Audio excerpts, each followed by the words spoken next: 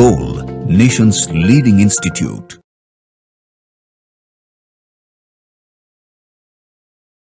Hello students, I am Anil Mishra, Physics Faculty, Goal Institutes. Students, today I am going to discuss the solutions of the spot test series that is to be held on 22 January. Okay, let's start the discussion one by one. The first question is, a bimetallic strip is made of aluminum and steel. Alpha aluminum is greater than alpha steel. On heating the strip will be. आपको पता है on heating पहले आप सुन लो, on heating जिसका alpha ज्यादा होगा, मान लेते ये बाइमेटालिक स्ट्रिप है, आपने दो स्ट्रिप को रख दिया, अटैच कर दिया, अब जैसे ही हीट दोगे तो बेंट होना शुरू होगा, तो जो बेंट होगा तो जिसका अल्फा ज्यादा होगा वो आउटर में आएगा, आउटर जिसका अल्फा ज्यादा होगा। तो यहां किसका अल्फा ज्यादा है? एल्युमिनियम का, मतलब एल्युमिनियम क्या हो जाएगा? आउटर में आएगा। और अल्फा कम किसका है? स्टील का, इसलिए ये किस में आ जाएगा? इनर में आ जाएगा, याद रखिएगा। ओके, तो इसका मतलब ये कौन सा पार्ट्स हो गया? कॉन्वेक्स, और ये कौन सा हो गया? कॉनकेव। आप ऐसे याद रखना, जिसका अल्फा ज्यादा आउटर होगा। ऑन हीटिंग, कूलिंग में रिवर्स हो जाएगा बच्चों, कूलिंग में रिवर्स हो जाएगा। अगर मैं इसको कूल कर दूं,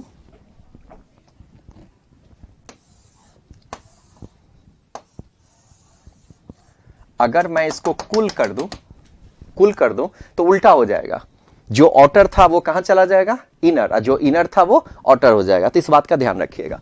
तो यहां पर आपने क्या किया? हीटिंग किया है, इसलिए क्या होगा? बेंट तो होगा। आउटर में क्या आएगा? एल्युमिनियम आएगा क्योंकि उसका अल्फा ज्यादा है, और लोअर में स्टील आएगा। और कैसा सरफेस बनेगा इसका? स्टील का, steel on concave side. So answer first. ठीक है, आगे बढ़ते हैं।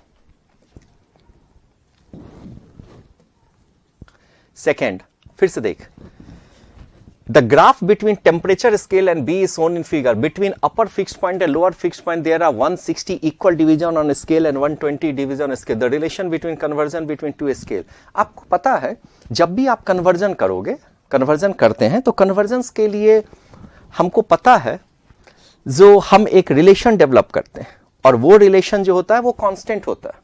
ये स्केल जो आप लेते हो, जैसे कि सेल्सियस स्केल है, केल्विन स्केल है, या कोई भी स्केल है, वो आप खुद से अपना भी बना सकते हो। मेरे नाम का भी स्केल बन सकता है, Mishra scale. But Mishra scale के लिए हमारा क्या होना चाहिए? लोअर पॉइंट, आइस पॉइंट, अपर पॉइंट्स। अगर मुझे ये दो प्राप्त चल जाए तो हम अपना किसी भी पॉइंट का स्केल प्राप्त कर सकते हैं। उसको फाइंड आउट कैसे कर रहे हैं, वही क्वेश्चन है हमारा। तो चलो फाइंड आउट करते हैं बच्चों।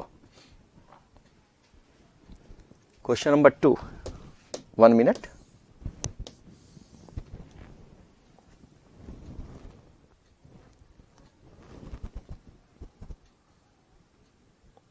देखो, इसी में सॉल्व करते हैं। यहां पर क्या है?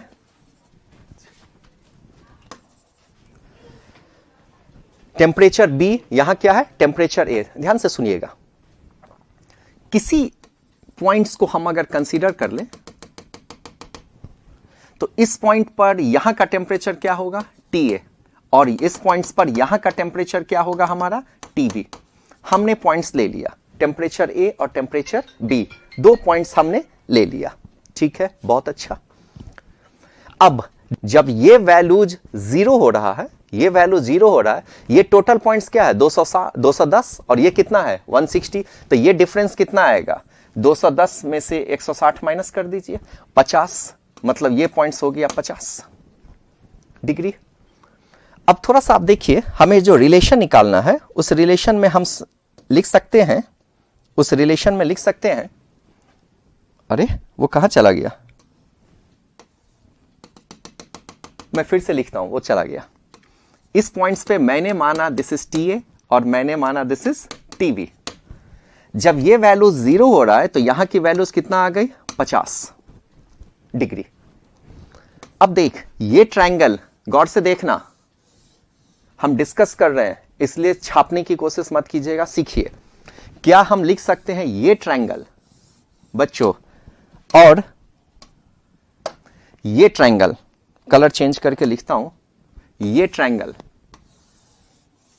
क्या सिमिलर है? ये छोटा ट्रायंगल और ये बड़ा ट्रायंगल आपस में सिमिलर है। तो अगर सिमिलर है तो हम लिख सकते हैं दिस बाय दिस। फिर से समझ, this by this equals to this by this, this one by this one equals to this one by this one. चलो इसको लिखते हैं। ये वैल्यूज कितना होगा बताओ? यहां से यहां क्या वैल्यूज था? TA, ये वैल्यूज क्या था? 50, तो ये कितना होगा? TA minus 50। ठीक है, दिस बाय दिस, ये टोटल क्या है? 210। उसमें से ये कितना माइनस कर दोगे? 50। तो हम लिख सकते हैं 210 माइनस 50 इज इक्वल्स टू, ये बड़ा वाला ट्रायंगल में आओ बच्चों, बड़ा वाला ट्रायंगल में ये कितना होगा? ये कितना माने हो? टीवी, ये क्या है हमारा? 0। तो क्या हम लिख सकते हैं टीवी माइनस 0 बाय, ये टोटल क्या है? 120 माइनस 0। यही हमारा रिलेशन आ गया। तो ऐसे ही तो आप सारा निकालते हो, आप सेल्सियस से, फारेनहीट से, र्यूमर से, जितने भी लेते हैं, ये हमेशा कांस्टेंट लिखते हो कि नहीं? रीडिंग, किसी भी पॉइंट्स की आप रीडिंग निकालो, किसी भी पॉइंट्स की रीडिंग माइनस, जिसको तुम आइस पॉइंट बोलते हो, आइस पॉइंट, या आप कभी भी लोअर फिक्स पॉइंट भी बोलो चलेगा, बाय अपर फिक्स पॉइंट बोलो, या फिर ice point by upper fix point बोलो, या बॉइलिंग पॉइंट बोलो, स्टीम पॉइंट बोलो, सब चलता है, minus ice point. This is constant for any reading, कोई सा रीडिंग हो। अब आपको कोई सा भी रीडिंग दिया हो, आप बस इसके वैल्यूज को कांस्टेंट कर लो, तुम्हें कोई भी रिलेशन फाइंड आउट हो जाएगा। ओके, देख लो, ठीक है। Let's move the next question. तो इसका आंसर क्या होगा देखिए बताओ? TA माइनस 50 बाई, इसको माइनस करोगे तो 160 बाई टीवी बटा 120। So our answer will be 4th। चलिए आगे बढ़ते हैं बच्चों। आई थिंक लिख लिया होगा आपने। अब देख, अगला क्वेश्चन कह रहा है gulab jamun assume to be spherical are to be heated in an oven and they are available in two size, one twice bigger in radius than the other। एक का साइज जो है दूसरे से बड़ा है। Pizza assume to be disk, बढ़िया है, हम लोग जानते भी हैं। are to be heated in oven, they are also in two size, one twice bigger the radius than the other। अरे सिंपल सी बात है, एक का दूसरे के साइज से, दूसरा जो है इससे डबल है। One twice, all four को put heated in oven temperature, choose the correct options from the following। सबको आपने कहां रखा है? ओवन के टेम्परेचर पे। तो क्या होगा? एक बात बताइए आप हमको सबसे पहले, जैसे ही आप ओवन में रखेंगे क्या प्रोसेस होगा? मेजॉरिटी कौन सा प्रोसेस होगा? डोमिनेंट कौन सा प्रोसेस होगा? रेडिएशन। ठीक है, रेडिएशन। अब रेडिएशन में हम जानते हैं एक फॉर्मूला, एनर्जी रेडिएटेड पर second, Stephen's law, sigma EA T का पावर 4, सिग्मा EA T का पावर 4 पढ़ते हैं ना ये रेडिएशन। तो अब ये एनर्जी रेडिएटेड पर सेकेंड है, एनर्जी रेडिएटेड पर सेकेंड। अब ये जो है एनर्जी रेडिएटेड किसका प्रोपोर्शनल है बता? एरिया का। जिसका एरिया ज्यादा होगा वो ज्यादा एनर्जी रेडिएट करेगा पर सेकेंड, जिसका एरिया ज्यादा होगा वो ज्यादा एनर्जी करेगा, और जिसका एरिया छोटा होगा उसका rate of heat radiated slow हो जाएगा। तो अब आप ही बताओ, जो स्मॉलर जो गुलाब जामुन है वो हीट पहले होगा या बड़ा वाला पहले होगा? आप ही देख के बताइए, क्योंकि छोटे वाले का एरिया कम है। अच्छा, एरिया कम है तो हीट रेडिएट वो डायरेक्टली प्रोपोर्शनल हो रहा है, कम करेगा। तो जब हीट रेडिएट कम करेगा तो वो पहले गर्म हो जाएगा ना, क्योंकि उसका रेडिएशन कम हो रहा है, तो ऑब्वियसली वो गर्म ज्यादा हो जाएगा। इसलिए हम कह सकते हैं जो smaller gulab jamun are heated before the bigger one, smaller pizza are heated before the bigger one. ये भी हो सकता है आंसर और ये भी हो सकता है आंसर। सो आई थिंक दोनों आंसर जाना चाहिए, तो जो स्मॉलर होगा वो पहले जाएगा। ठीक है, आगे बढ़ते हैं। यहां देख, एक क्वेश्चन कर रहा है, glass full of hot milk, एक गर्म दूध है। इस तरह के हीट के क्वेश्चन थ्योरेटिकली है, आपको नीट में भी काम आते हैं अच्छे खासे, आपको कॉन्सेप्ट से इसको समझना है। A glass full of hot milk is poured on the table, it begins to cool gradually, which of the following is correct?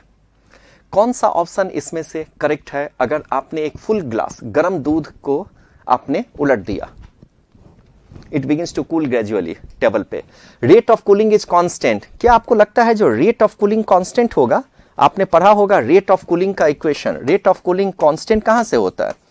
Rate of cooling किस पे निर्भर होता है बच्चा? डिफरेंस इन टेम्परेचर पे। Rate of cooling difference in temperature पे निर्भर होता है, ओके ना? इसलिए ये कांस्टेंट नहीं होगा, ये डिफरेंस इन टेम्परेचर पे निर्भर होता है, डिफरेंस इन टेम्परेचर। अच्छा, while cooling there is a heat flow of heat from milk to surrounding as well as from surrounding to the second option, the temperature of milk falls off exponentially with time. Yes, of course, temperature जो होता है वो गिरता है कैसे? आपने पढ़ा होगा टेम्परेचर और टाइम का graph, Newton's laws of cooling में पढ़ा है ना, कैसा गिरता है? एक्सपोनेंशियली डिक्रीज करता है, ठीक है, वही चीज कह रहा है। तो फर्स्ट ऑप्शन हमारा क्या हो गया? गलत हो जाएगा, देख लो, फर्स्ट ऑप्शन गलत हो जाएगा, ठीक है। Second option temperature of milk falls of exponential, yes of course. तीसरा देखो, while cooling there is a flow of heat from milk to surrounding as well as surrounding to the milk but the net flow of course. आप जानते हैं previous theory क्या है? Previous theory, कोई भी body 0 kelvin से ऊपर होगा तो हीट क्या करेगा? वो रेडिएट भी करेगा, एब्जॉर्ब भी करेगा। फिर से सुनना, रेडिएट भी करेगा, एब्जॉर्ब भी करेगा। अभी मैं इस रूम में एक चाय ले आऊं, मान लो चाय का टेम्परेचर 70 डिग्री है और इस रूम का टेम्परेचर 20 डिग्री है। आप देखते हैं 2 घंटे में चाय, 1 घंटे में चाय ठंडी हो जाती है। अब आप कहोगे सर वो ठंडी क्यों हो गई? वो रेडिएट किया या एब्जॉर्ब किया? दोनों करेगा, वो रेडिएट भी करेगा, एब्जॉर्ब भी करेगा। बट वो ठंडा इसलिए हो गया क्योंकि उसका जो रेडिएशन का रेट है एब्जॉर्प्शन से ज्यादा है, छोड़ ज्यादा रहा है, अल्ले कम रहा है, तो रिजल्टेंट छोड़ रहा है, इसलिए वो ठंडी हो गई। सेम कॉन्सेप्ट यहां लगेगा। आपका हीट जो फ्लो हो रहा है मिल्क टू सराउंडिंग, इसमें net flow of heat from milk to surrounding, तो मिल्क जो गर्म दूध था वो सराउंडिंग में हीट को क्या कर रहा है? गर्म दूध जो है चाय के जैसे हीट को लेगा भी और देगा भी, बट देने की जो प्रक्रिया है वो ज्यादा होगी। इसलिए हम कह सकते हैं क्या, जो flow of heat from milk to the surrounding as well as surrounding, but the net flow जो हो जाएगा वो मिल्क टू द सराउंडिंग होगा। That is why it cools, because rate of radiation is मतलब एनर्जी पर सेकेंड। अगर मैं per second नहीं भी बोलता हूं, by default it is added, per second is greater than the heat taken, ठीक है। नेक्स्ट, ऑल, इसलिए ये भी सही हो जाएगा। ऑल द 3 फेनोमेनन्स कंडक्शन कर responsible for the heat from milk to the surround. हाँ जी, तुम एक बात सिंपल सी समझ लो, ऑलवेज एक रॉड को अगर हमने 2 साइड से गर्म भी कर दिया और आप बोलते हैं सर ये कंडक्शन प्रोसेस है, ठीक है, स्टीरिक फ्लो करा रहे वगैरह, तीनों प्रोसेस हमेशा होता है, बट जो डोमिनेंट होता है वही हम पढ़ते हैं, ठीक है। तो यहां पे तो आप सीधा इसको टेबल पे उलट दिए हो, 3 पार्टिकल्स को आपने दूध को उलट दिया है, loss of heat from milk to the surrounding, तो ऑब्वियसली है मेटल्स टेबल के थ्रू कंडक्शन होगा, एयर मॉलिक्यूल्स के थ्रू कन्वेक्शन होगा, इलेक्ट्रोमैग्नेटिक फॉर्म्स के थ्रू रेडिएशन होगा, मतलब हीट का फ्लो होगा, रेडिएशन के थ्रू भी, कन्वेक्शन के थ्रू भी और कंडक्शन के थ्रू भी। तो दिस इज द फंडामेंटल। सो हमारा आंसर क्या चला जाएगा? 2, ठीक है। आइए, बहुत बेसिक था ये, आगे बढ़ते हैं। देखो जी, या कह रहा है calculate the stress develop inside the tooth cavity filled with copper when hot tea at temperature 72 degree Celsius is drunk. आपने 72 डिग्री सेल्सियस पे दूध को पिया है, stress develop inside the tooth cavity, tooth cavity के अंदर आपका स्ट्रेस डेवलप होगा। Temperature to be 37 and alpha और बल्क मॉडुलस, हमें बल्क मॉडुलस कॉपर का दे रखा है। हमको पता है बीटा इज इक्वल टू, हम क्या जानते हैं, स्ट्रेस बाय स्ट्रेन, वही थर्मल स्ट्रेस मान लो और वॉल्यूमेट्रिक स्ट्रेन मान लो, ठीक है, स्ट्रेस बाय स्ट्रेन।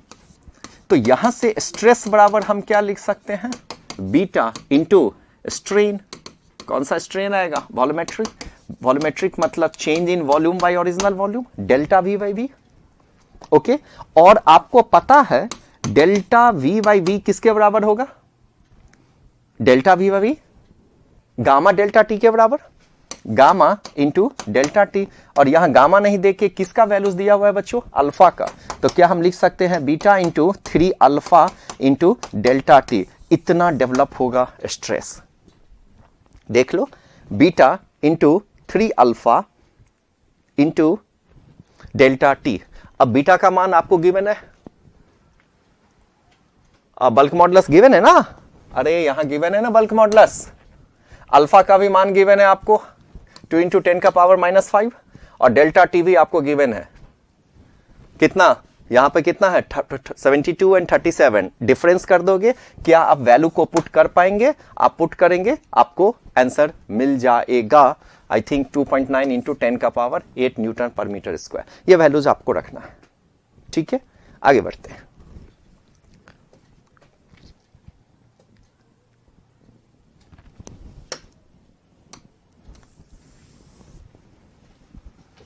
चलो देखो जी 6।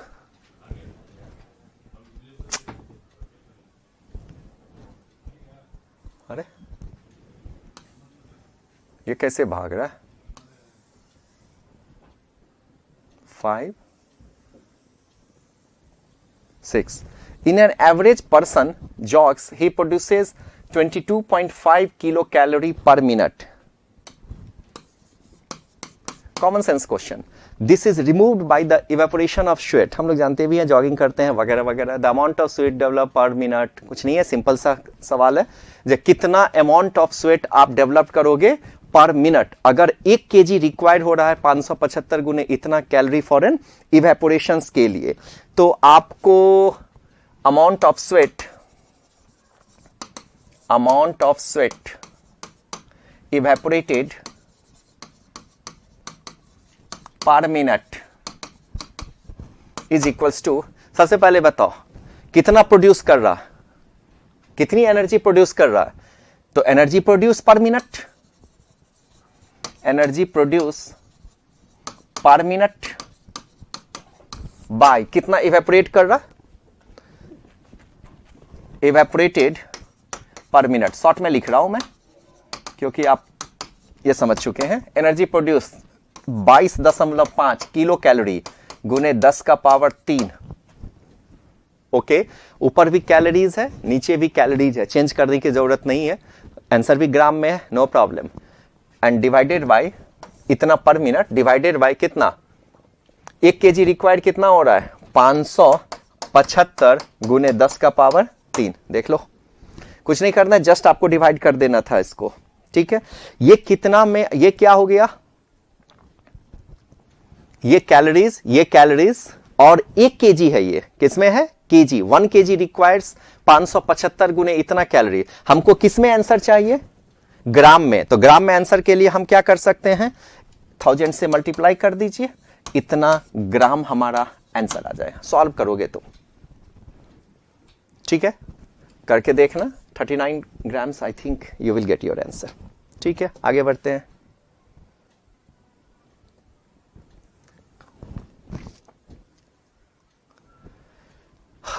सॉल्यूशन बच्चों, जहां पे लग रहा है स्मार्ट सॉल्यूशन है, मैं कर रहा हूं। अब एक बड़ा सा है, एवोगाड्रो नंबर से गुना करना है, ये करना है, तो वो आप करेंगे, आपका प्रैक्टिस होगा, ऑन द स्पॉट आप करेंगे तो एग्जामिनेशन हॉल में भी आपको फायदा रहेगा। आइए इसको देखते हैं। Which of the process describe below irreversible. सारे थियोरिटिकल क्वेश्चंस हैं, फंडामेंटल्स हैं। कौन सा इरिवर्सिबल प्रोसेस है? The increase in temperature of an iron rod by hammering. क्या ये इरिवर्सिबल प्रोसेस है? सबसे पहले समझो रिवर्सिबल और इरिवर्सिबल प्रोसेस में क्या सब आएगा। अगर जैसे कि कोई गाड़ी को आप चला रहे हैं रोड पे, या हमने फ्रिक्शन के अगेंस्ट कोई काम किया, अब मैं कहूंगा जो तुमने फ्रिक्शन के कारण कोई एनर्जी कन्वर्ट किया, लॉस किया, तो फ्रिक्शन के कारण जो एनर्जी लॉस किया, मैं कहूंगा उसको वापस ला दो। Is it possible? Not possible. ठीक वैसे ही अगर मैं बोलूं जो increase in iron rod by hammering, अगर आप किसी आयरन रॉड को हैमर कर दोगे तो उसका टेम्परेचर क्या होगा, बढ़ जाएगा। अब आप उसको कैसे वापस लाओगे? It is not a reversible process. It is irreversible process, straight forward, ये कभी नहीं वापस आएगा. Once energy to be converted it will never come back. A gas in a small container T1 is brought in contact with a visible higher temperature which increase the temperature of the gas, which increase the temperature of the gas. हाँ, फिर से वही बात, जो अगर मैं आपको बोलूं, जो एक रिजर्वर है कंटेनर में, सब थियोरिटिकल है, कोई इसमें बहुत ज्यादा रॉकेट साइंस वाली कॉन्सेप्ट नहीं है. जो एक गैस है, small container T1 is brought in contact with a big reservoir which increase the temperature. एक बार आपने टेम्परेचर को इंक्रीज करा दिया, मतलब एनर्जी का ट्रांसपोर्ट इधर कर दिया. Once you increase the temperature, अगर आपने टेम्परेचर को वहां बढ़ा दिया तो क्या होगा फिर?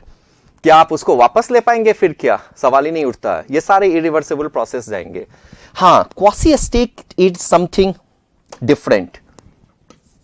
क्वासी स्टेट, आइसोथर्मल एक्सपेंशन, ये जो है with fitted with a frictionless piston, ये है रिवर्सिबल प्रोसेस. आप जानते हैं क्वासी स्टेट का क्या मतलब होता है? Infinitely small slow process. Infinitely slow process मतलब ऐसा प्रोसेस जो कि बहुत बहुत स्लो चलता है, और उसमें क्या हो रहा है, आपको पार्टिकल्स एवरी इंस्टेंट में इक्विलिब्रियम में होगा. ये जो हम सी पार्ट्स की बात कर रहे हैं क्वासी स्टेट में, इसमें पार्टिकल्स एवरी इंस्टेंट में ऑलमोस्ट वो इक्विलिब्रियम में ही होगा. उसके सारे थर्मोडायनामिक्स वेरिएबल, प्रेशर हो, वॉल्यूम हो, टेम्परेचर हो, हम कह सकते हैं वो सब इक्विलिब्रियम में ही होगा. इसलिए इसमें आप जो भी काम करेंगे, मतलब जो भी इसमें एनर्जी यूज होगा, क्योंकि टेम्परेचर का कोई चेंजिंग आप नहीं कर रहे हो. अगर आप टेम्परेचर कांस्टेंट कर रहे हो, मैं क्वासी स्टेट की बात कर रहा हूं, जो अगर आप टेम्परेचर कांस्टेंट कर रहे हैं, क्योंकि यहां पे कैसा प्रोसेस दे रखा है आपको, आइसोथर्मल, टेम्परेचर कांस्टेंट होगा तो डेल्टा टी क्या हो जाएगा? Zero. It means delta U भी क्या हो जाएगा? जीरो. आप सुन रहे हैं ना, डेल्टा टी अगर जीरो होगा, डेल्टा यू भी जीरो होगा, तो जो भी आप वर्क करोगे डेल्टा क्यू डेल्टा डब्ल्यू के बराबर हो जाएगा. डेल्टा क्यू और डेल्टा डब्ल्यू के बराबर हो जाएगा. तो यहां पे आप इसको रिवर्सिबल कर सकते हैं, क्योंकि पार्टिकल्स ऑलवेज इक्विलिब्रियम्स में रहते हैं, इसमें ऑलमोस्ट थर्मल इक्विलिब्रियम्स में. तो ये एक सिंपल सी बात है जो रिवर्सिबल होगा. बाकी ideal gas enclose in cylinder arrange with adiabatic valve, arranged with adiabatic, W is added to the resulting in the compression of the gas, resulting in the compression of the gas. क्या करोगे आप? फिर से वही बात, ideal gas को आप एक पिस्टन सिलेंडर से अरेंज कर दो, adiabatic valve, W is added to the result in the compression of the gas. या एक बार आप ये प्रोसेस कर दोगे, फिर से वापस, सबका एक ही मंत्र है, सबका एक ही मंत्र है. जो एक बार आप एनर्जी को कन्वर्ट कर दिए तो फिर आप रिट्रेस नहीं कर सकते हैं इन सब में. ये सिर्फ और सिर्फ डिफाइन होगा क्वासी स्टेट में. तो बहुत फंडामेंटल है इसका. तो हम इसका आंसर को दे सकते हैं, जो except C all are irreversible process, except C all are irreversible process. तो हमारा आंसर चला जाएगा A, B and D only. ठीक है, आगे बढ़ते हैं. फंडामेंटल था ये. आइए फिर से 8 नंबर क्वेश्चंस कर रहे. Consider cycle followed by an engine. ठीक है, एक साइकिल है जो इंजन के द्वारा फॉलो किया गया. 1 to 2 इज आइसोथर्मल. क्या दे रखा है? जो 1 से 2 जो है वो आइसोथर्मल है. ठीक है, 1 से 2 आइसोथर्मल है, 2 से 3 एडियाबेटिक बता रहा है, 3 से 1 भी एडियाबेटिक बता रहा है. Such a process does not exist. ये एग्जिस्ट नहीं करेगा. क्यों नहीं करेगा? आओ समझते हैं एक एक करके. सबसे पहले ये बताइए, ये प्रोसेस कैसा है? Cyclic.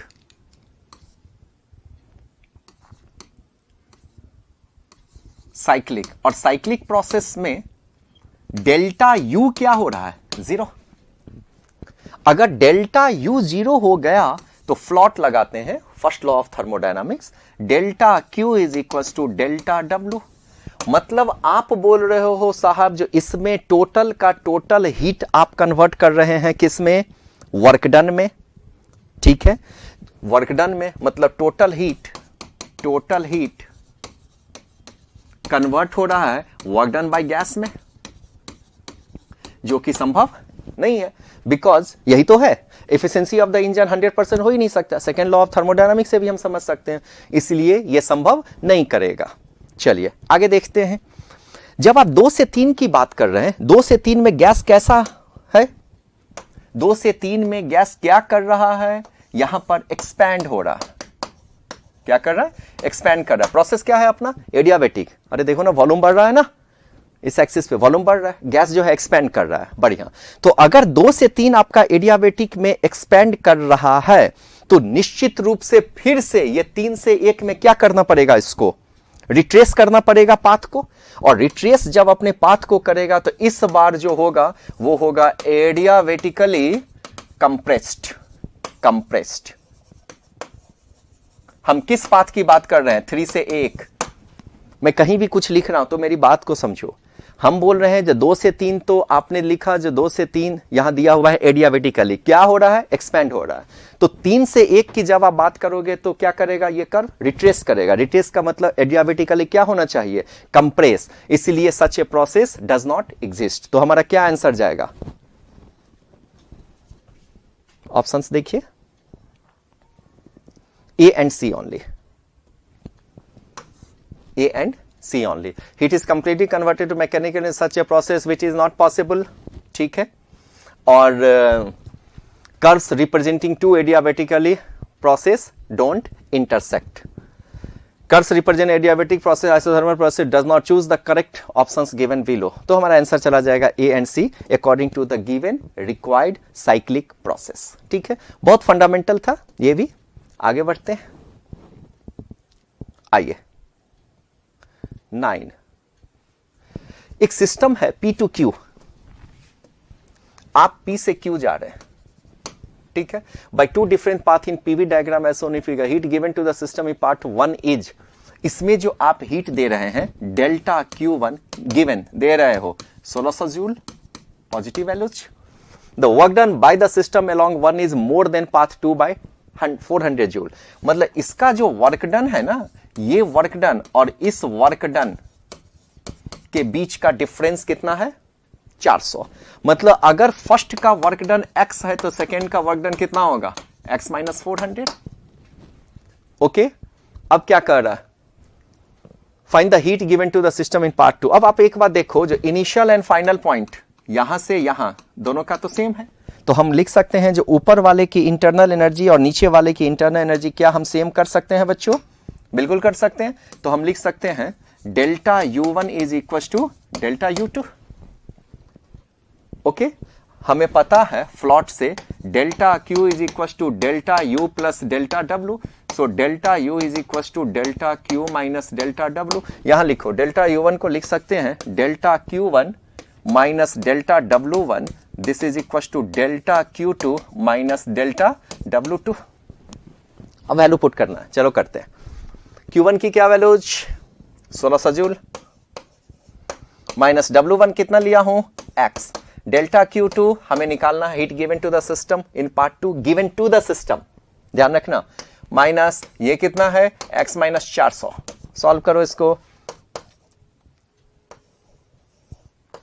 1600 minus x is equal to delta Q2 minus x plus 400। x ने x को कैंसिल किया, so delta Q is equal to 1200 joule.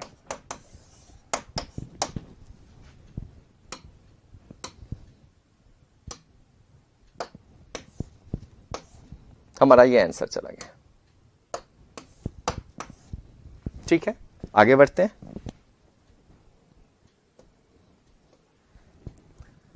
हाँ, a cubic vessels with faces horizontal plus contains an ideal gas NTP. The vessel is being carried by a rocket which is moving at a speed of इतना in vertical direction. The pressure of the gas inside the vessel at observed bias on the ground will be. क्या होगा अगर तुम वहां से देखोगे? Pressure of the gas, the pressure of the inside the vessel as observed by on the ground will be. क्या फर्क पड़ेगा मुझे बताओ? क्या तुमने इसमें टेम्परेचर को चेंज कर रहे हो क्या?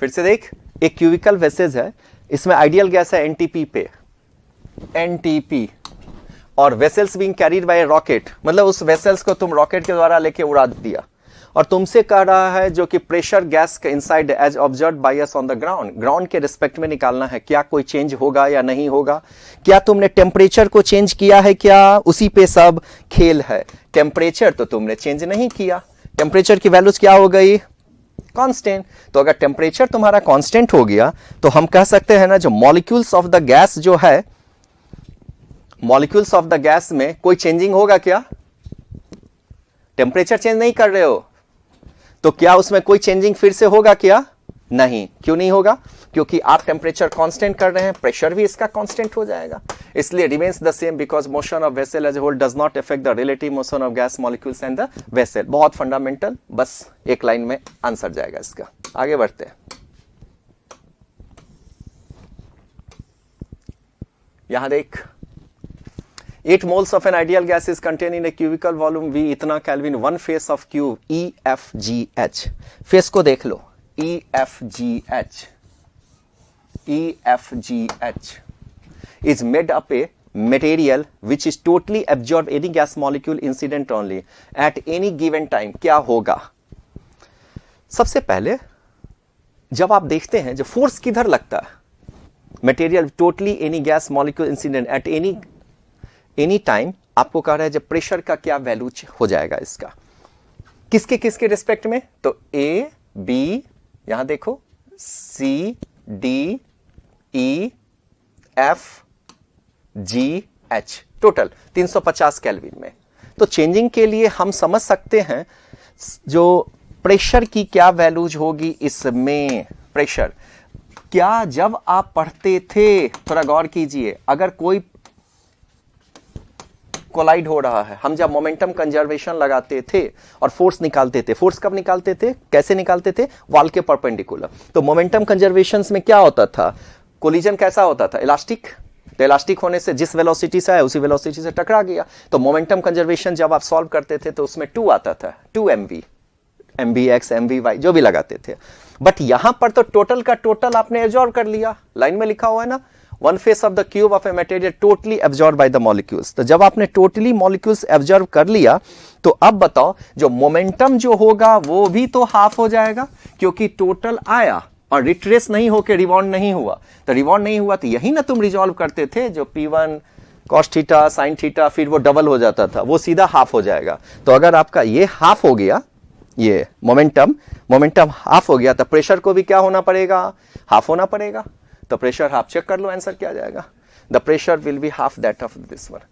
फिर से ये बहुत ही फंडामेंटल है, इतना नहीं लगाना है। हम जानते हैं जो कभी भी हम केटीजी जब पढ़ते थे, वाल कैसा होता था हमारा, हम देखते थे जो कोलिजन इलास्टिक होती थी, बॉल टकराया, गैस मॉलिक्यूल्स टकराया, जस्ट लाइक बॉल हम मान लिए।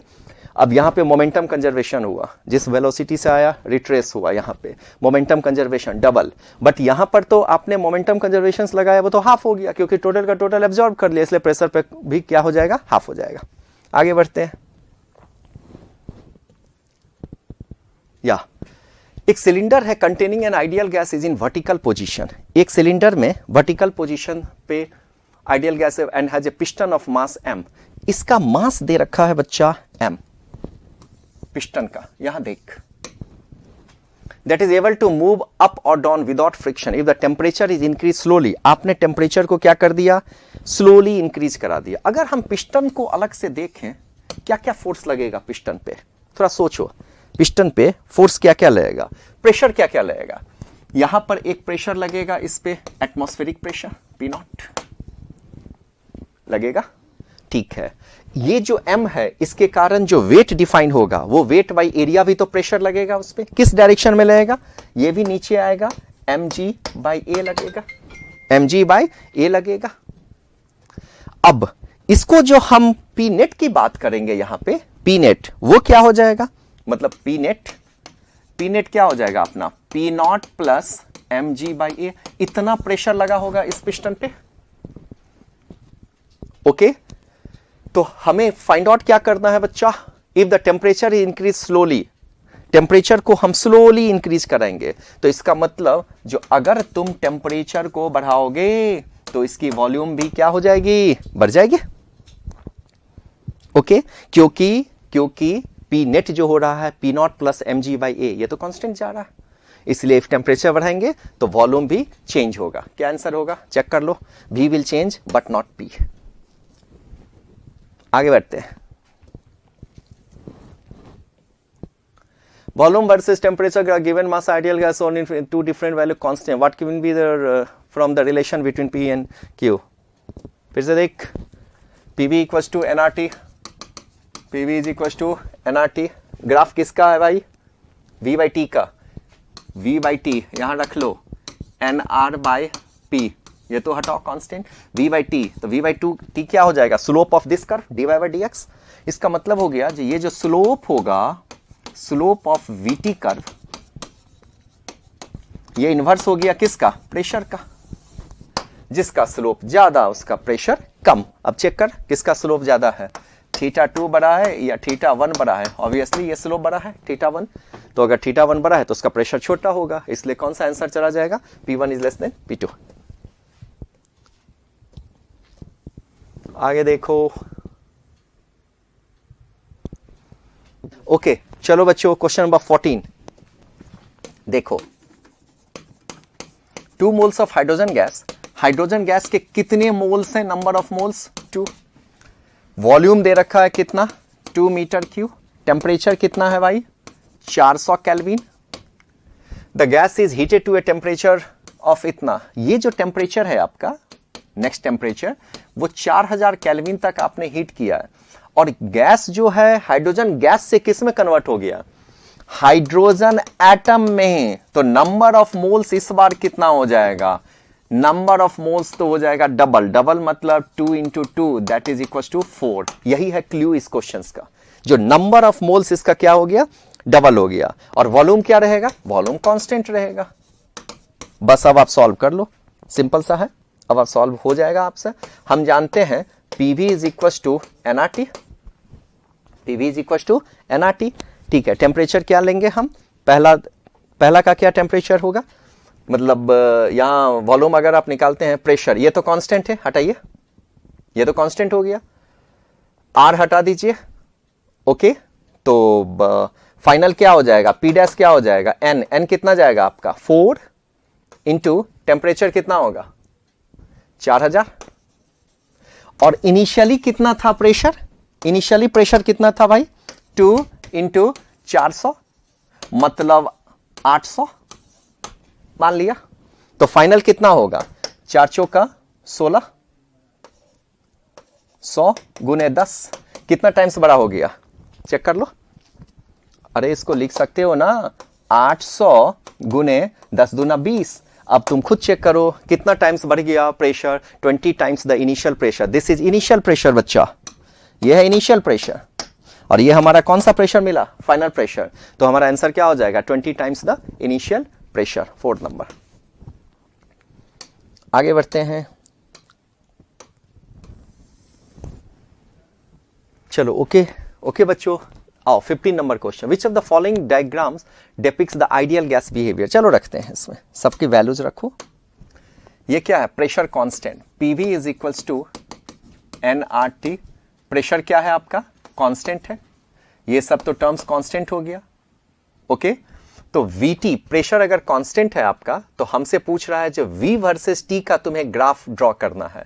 तो V वर्सेस T का अगर आप ग्राफ ड्रॉ कर रहे हैं, V वर्सेस T का, तो ये कैसा बनेगा आपका? Pressure constant obviously. यहां पर देख P वर्सेस V का graph, PV is equal to nRT। जैसे जैसे कर रहा है बढ़ते चल, P is equal to nRT by V।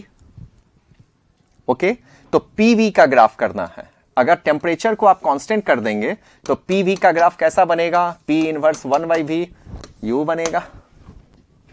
फिर से यहां देख, वही चीज है, रिपीट है। PV इज इक्वल टू, फिर से ड्रॉ कर, nRT। चेक कर ले यहां क्या कांस्टेंट कर रहा है? V constant. इतना समय क्यों लगा रहा? V constant, P proportional to T, ये भी सही जाएगा। यहां देख PV वर्सेस T का है, PV is equal to nRT। PV versus T का ग्राफ है, ऑब्वियसली स्ट्रेट लाइन, ये भी सही हो जाएगा। सब ग्राफ सही है, ठीक है। A B C N D। Okay, आगे बढ़ते हैं। देखो, Diatomic molecules like hydrogen have energy due to both translational as well as rotational motion. ठीक है भैया. From the equation of kinetic theory, PV is equals to 2/3, PV is equals to 2/3 E, where E क्या होगा आपसे पूछ रहा है. देखो E की वैल्यूज हमारा पूछा जा रहा है जो क्या होगा. The translation part of energy because rotational energy of molecules can be of either an average value all the molecule. ये कैसा मॉलिक्यूल्स है पहले तो ये बता दो. डायएटॉमिक. डायएटॉमिक का डिग्री ऑफ फ्रीडम डिफाइन होता है. ठीक है. तो only the translation part of the energy because during collision with the wall pressure relates to change in linear momentum. No. And linear momentum, yes. The total energy per unit volume, only the translation part because rotational energy very small compared to the translational energy. क्या लग रहा है आपको? Wall जो exert करता है बच्चा force, वो किधर कर रहा है? वॉल जो एग्जर्ट करता है फोर्स, पहले मुझे बताओ, वो परपेंडिकुलर करता है या पैरेलल करता है? पैरेलल नहीं करता है. हमेशा क्या करता है फोर्स? परपेंडिकुलर कर रहा है. तो एनर्जी जो कह रहा है जो ट्रांसलेशन रोटेशनल में होगा तो equation kinetic energy PV equals to 2/3 E. तो जब ये इधर कर ही नहीं रहा है तो इस वक्त जो एनर्जी होगा वो सिर्फ और सिर्फ किस में जाएगा? इसका ट्रांसलेशन काइनेटिक एनर्जी में जाएगा. ओके. कोई भी रोटेशनल डिफाइन नहीं होगा.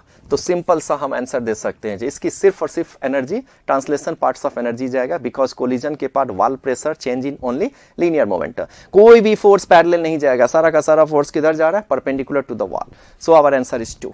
Straight forward. ठीक है. कोई पैरेलल फोर्स नहीं है. आओ आगे बढ़ते हैं. इन ए डायएटॉमिक द रोटेशनल एनर्जी, हाँ अब यहां दे रखा है जो डायएटॉमिक मॉलिक्यूल्स में rotational energy at A given temperature क्या होगा? Rotational energy at A given temperature आपका क्या होगा? अब देखो जो मैं वहां पे बोल रहा था जो डायएटॉमिक्स डिग्री ऑफ फ्रीडम 5 क्या क्या होगा? Translational 3, rotational 2. Degree of freedom इसका क्या होगा? फिर से सुनो. 60 नंबर में मैंने क्या बोला था?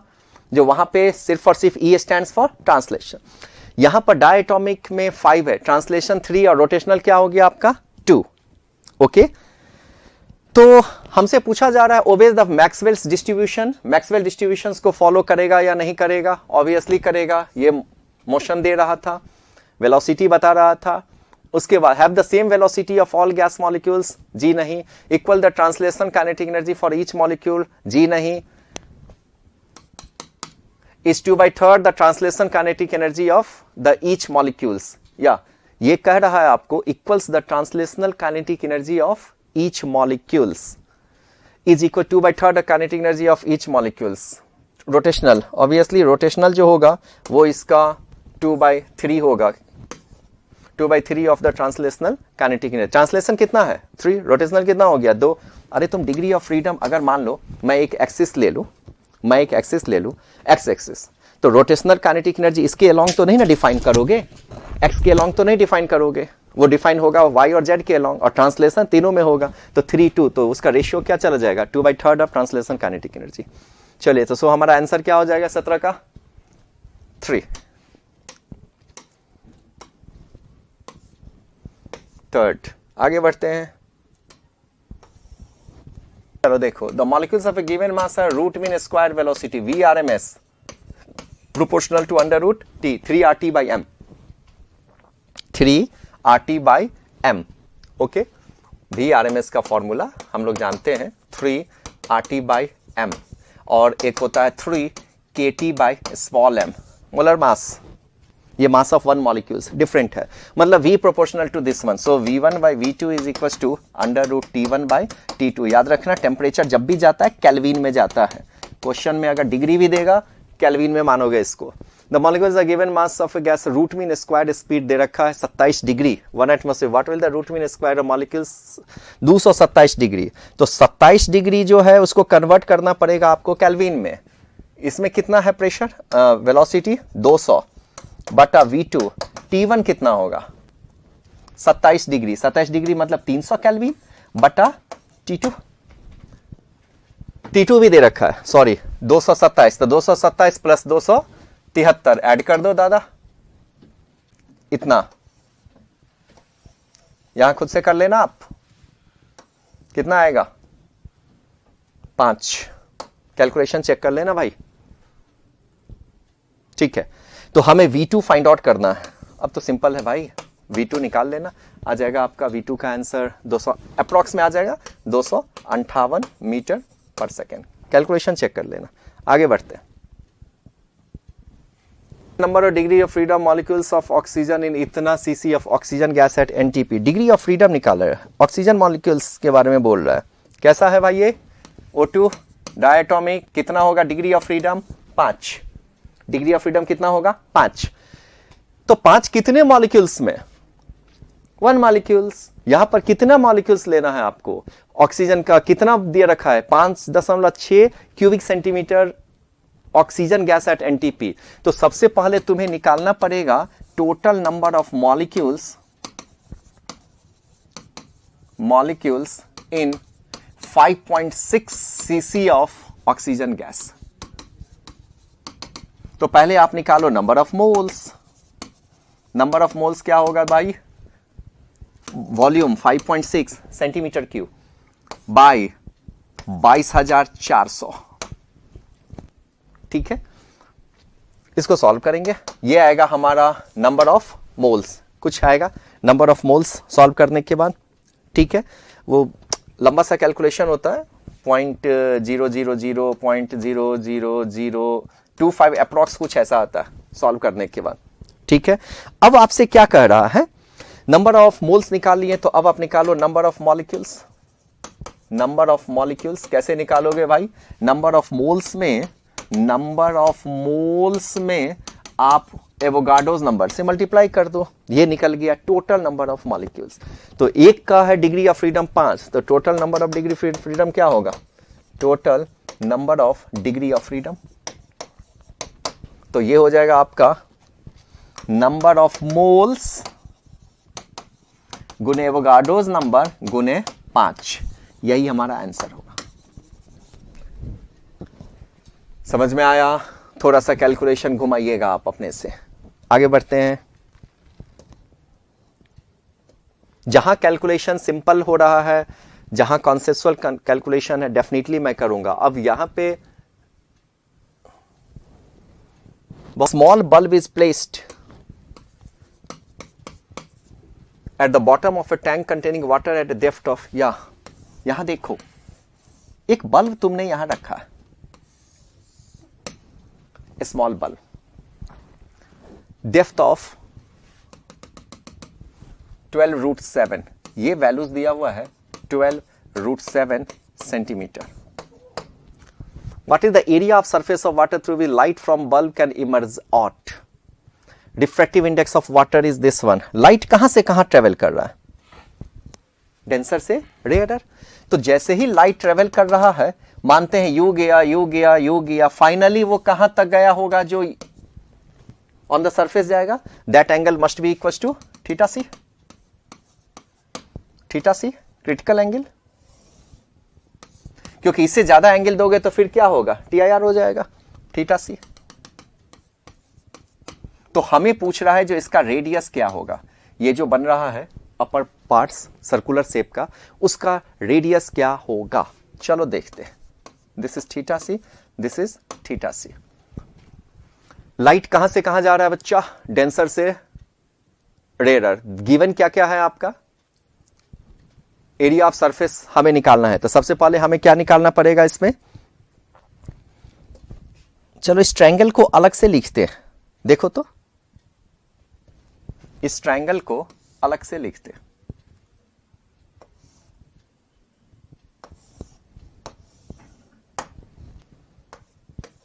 This is theta C, okay. हम जानते हैं साइन थीटा सी किसके बराबर होगा, 1/μ। साइन थीटा सी किसके बराबर होगा, 1/μ। थोड़ा देखो 1/μ, 1/4/3 and this is equal to 3/4, ये किसके बराबर आ गया, साइन थीटा सी। तो अगर 3/, ये अपने पास आ गया, इसकी वैल्यूज 3/4, 3 परपेंडिकुलर हाइपोटेनस, तो ये कितना होगा अंडर रूट में जाएगा ना, अरे दिस माइनस दिस, 4 चौका 16 माइनस 9, 9 7 16 7। तो साइन थीटा सी हमारा 3/4 आया है। तो क्या हम यहां पे साइन थीटा सी का वैल्यूज निकल गया, टैन थीटा सी का मान निकाल सकते हैं। टैन थीटा सी क्या हो जाएगा, 3/√60, और टैन थीटा सी ही यहां पर क्या होगा, R/H। तो हम लिख सकते हैं this is equal to R/H 12√7, क्योंकि हमें चाहिए area, area equal to πr², तो R निकालना पड़ेगा ना, इससे इसको कैंसिल करो, तो R इक्वल टू क्या हो गया, 36। यूनिट चेक कर, यूनिट किस में गया होगा, 36 किस में, मीटर में या सेंटीमीटर में, देख के बताओ। तो हमें एरिया क्या हो जाएगा, πr², यही आंसर चला जाएगा। तो जब आप वैल्यू पुट करोगे, सेंटीमीटर है, ये सेंटीमीटर है, तो πr², तो एरिया का क्या वैल्यूज होगा, जस्ट आप पुट करो, आपको आंसर आ जाएगा, और 20 का आंसर होगा 0.4। वहां चेक कर, R इक्वल टू, कैलकुलेशन सही है ना, ठीक है, चेक कर लो, देख लिया। साइन थीटा सी, बच्चों कैलकुलेशन मैं गलत कभी कर लेता हूं, वो आपको सुधारना है, इसलिए देख लीजिए, कहीं हमने कुछ नहीं किया, साइन थीटा सी का मान निकाल लिया, तो साइन थीटा सी अगर निकल गया, मतलब साइन थीटा का मान, साइन थीटा सी 1/μ करके साइन थीटा सी अगर निकल गया, तो ये 3 है, ये 4 है, तो ये भी तो निकल जाएगा, तो वो निकल जाएगा, तो tan theta C P/B and that is equal to R/H, radius निकल जाएगा, तो एरिया नहीं निकल जाएगा, πr²। बोलो, चलो 10R/H, हाँ ठीक है, 12√7, ओके, थैंक यू। आगे बढ़ते हैं।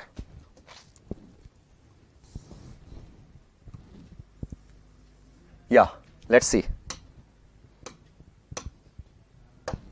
कह रहा है find the intensity of transmitted light of polarized light I0 when a polaroid sheet is rotated between two cross polaroid। मान लेते हैं 2 पोलराइड्स है, एक पोलराइड्स और क्रॉस है दूसरा पोलराइड्स, 90 डिग्री का एंगल है। इसके बीच में बच्चों हम क्या डालते हैं, इसके बीच में पोलराइड शीट डालते हैं, पोलराइड शीट हम डालते हैं, और इस शीट को क्या कर रहे हैं, इसके बीच रोटेट कराते हैं, दोनों के बीच, चलो रोटेट कराते हैं। अगर हम इसको रोटेट करा रहे हैं एंगल थीटा से, तो हमें कह रहा है ट्रांसमिटेड लाइट की इंटेंसिटी क्या होगा। तो अगर आप I0 से यहां पे मान लो ये है आपका P1, P2, P3, यहां से मान लेते हैं जो I0 आया। जब I0 आया, तो जब ये I0 P1 से, मतलब लाइट ट्रांसमिटेड हुआ आपका यहां से, तो इंटेंसिटी फर्स्ट पोलराइजर से हमने मान लिया I0 जो आपको गिवन भी है, I0 क्या मान लिया, इंटेंसिटी फ्रॉम फर्स्ट पोलराइजर, थोड़ा ध्यान दीजिएगा, इंटेंसिटी फ्रॉम फर्स्ट पोलराइजर। तो जब यहां से ये निकल गया होगा, तो यहां से निकलने के बाद कितना होगा, तो हम मेलस लॉ लगा देते हैं।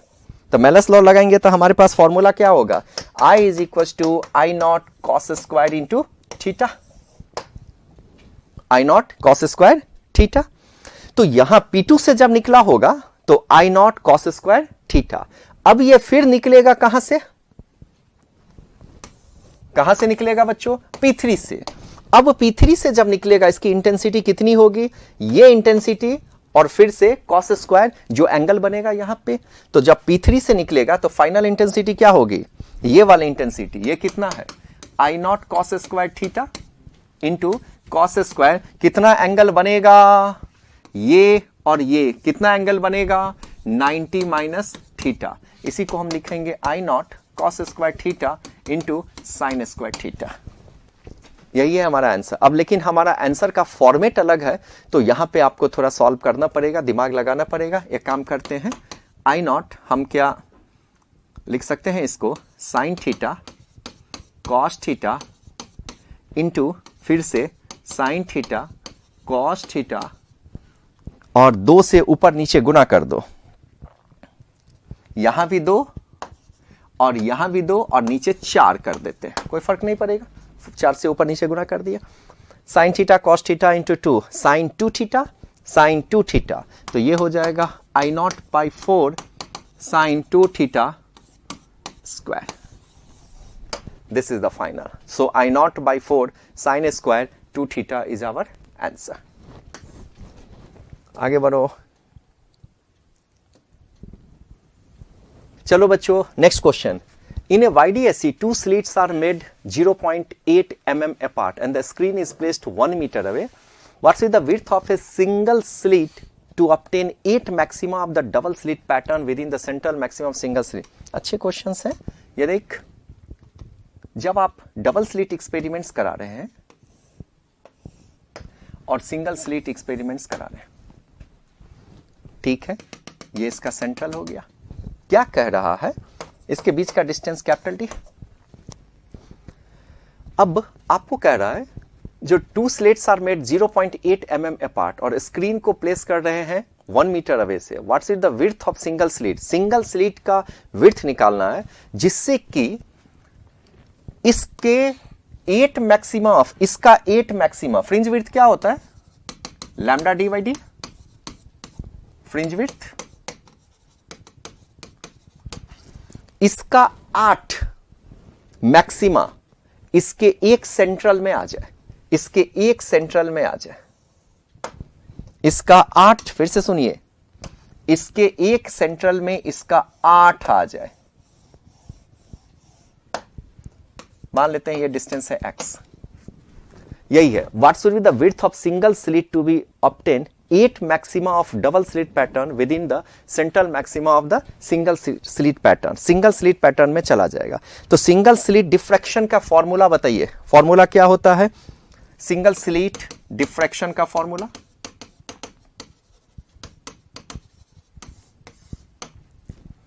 ए sine theta is equal to n lambda. हम सिंगल स्लिट की बात कर रहे हैं बच्चों, डबल स्लिट की अभी नहीं। ये sine theta equal to n lambda, और आपको पता है जब एंगल बहुत छोटा होगा तो साइन थीटा अप्रॉक्स किसके हो जाएगा, टैन थीटा। तो हम लिख सकते हैं a tan theta this is equal to n lambda. चूंकि ये फर्स्ट मिनिमा की बात हो रही है, सो एन की वैल्यू 1 है, हटा दीजिए। यहां से टैन थीटा का मान अगर हम निकालते हैं, ये तो डी है, अरे ये तो डी दिया होगा ना, तो टैन थीटा का मान अगर आप निकालेंगे तो क्या हो जाएगा, यहां से टैन थीटा एक्स और ये डिस्टेंस कितना माना है हमने, डी। तो हम लिख सकते हैं a x by capital D this is equal to lambda. गौर कीजिए, so x is equal to क्या हो जाएगा, लैम्डा डी बाई ए। तो टोटल कितना डिस्टेंस है ये, 2x this is equal to lambda D by a into 2। इतने में कितना मैक्सिमा आना चाहिए, इतने में कितना मैक्सिमा आना चाहिए, 8 मैक्सिमा। तो 8 मैक्सिमा का मतलब हो गया जो 8 बीटा आना चाहिए इतना में। तो हम क्या लिख सकते हैं बच्चा, इसीलिए हम लिख सकते हैं 8 बीटा ये इसमें आना चाहिए, किस में, 2x में, lambda d into 2 by a में। तो 8, अब जस्ट कैलकुलेशन है, lambda D by d this is equal to lambda d 2 by a, lambda d lambda do cancel, so a is equal to क्या हो जाएगा, 2d बाई 8। देख 2d by 8, d की value put कर, d की values put कर, d by क्या होगा 4, डी कितना दिया हुआ है 0.8 बटा 4 दिस इक्वल टू 0.2 mm। क्या हो जाएगा आंसर, दिस वन। आगे बढ़।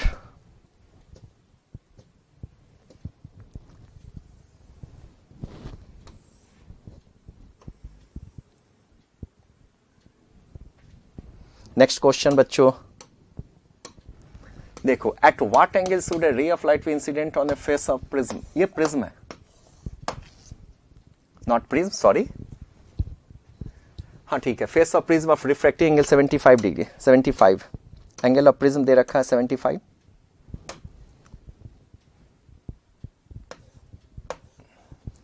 so that it just suffer TIR at the other face। थोड़ा ध्यान दीजिएगा, ये क्या होगा, एंगल ऑफ इंसिडेंस, ओके। यहां पर क्या होना चाहिए, TIR, जस्ट TIR हो रहा, ये एंगल को R1 मान लीजिए, ये एंगल को R2 मान लीजिए। तो मुझे बताइए ये एंगल कितना बनेगा, 90 डिग्री। एंगल ऑफ इमर्जेंट क्या होगा, 90 डिग्री।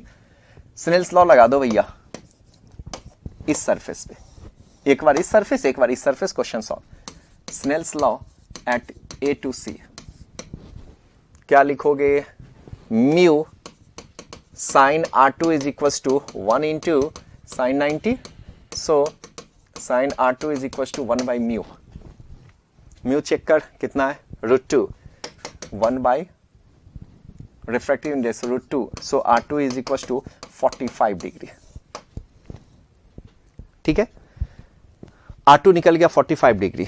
अब तुम्हें क्या है, एंगल ऑफ प्रिज्म दे रखा है कितना, प्रिज्म ऑफ रिफ्रैक्टिव 75, तो हम जानते हैं relation R1 plus R2 is equal to A, तो R1 निकल जाएगा, A माइनस R2, A का क्या वैल्यूज, 75 माइनस 45, 30 डिग्री। लो जी बच्चों, ये निकल गया तुम्हारा, कलर थोड़ा चेंज कर लेते हैं, ये निकल गया 30 डिग्री। तो आई चाहिए, फिर से AB पे स्नेल्स लॉ लगा दो, क्या लिखो, mu into sine I, this is equal to mu, हाँ तो म्यू, यहां पर म्यू जो है वो किसका है, एयर का है, 1 ले लेता हूं इसको बच्चा, 1 ले लिया हूं मैं, इंटू म्यू इंटू मतलब mu glass into sine R1, तो sine I is equal to mu G क्या है, √2, और साइन R1, R1 क्या हो जाएगा भाई, R1 क्या निकले, 30 डिग्री, तो साइन 30, तो ये हो जाएगा √2 by 2, this is equal to 1 by √2, again I is equal to 45 degree. देख आंसर 3, आगे बढ़।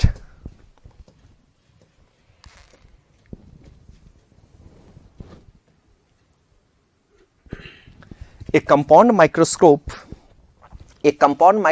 consists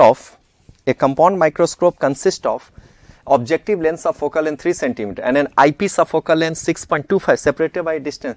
Object is placed or obtain the final image of the least distance of distance vision. ध्यान दीजिएगा, हमें फाइनल इमेज कहां चाहिए, final image कहां चाहिए, 23 centimetre, final image list distance of distance vision 25 centimetre पे हमें फाइनल इमेज चाहिए। What is the magnifying power of the microscope, तो मैग्नीफाइंग पावर क्या होता है, m0 इंटू ME।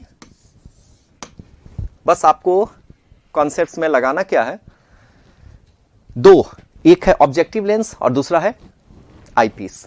तो 2 बार आपको मिरर फॉर्मूला लेंस का इक्वेशंस लगा देना है। चलो आईपीस की बात करते हैं, बोलते चलो, F कितना दिया हुआ है आईपी का, 6.25 सेंटीमीटर, प्लस या माइनस, प्लस, ओके।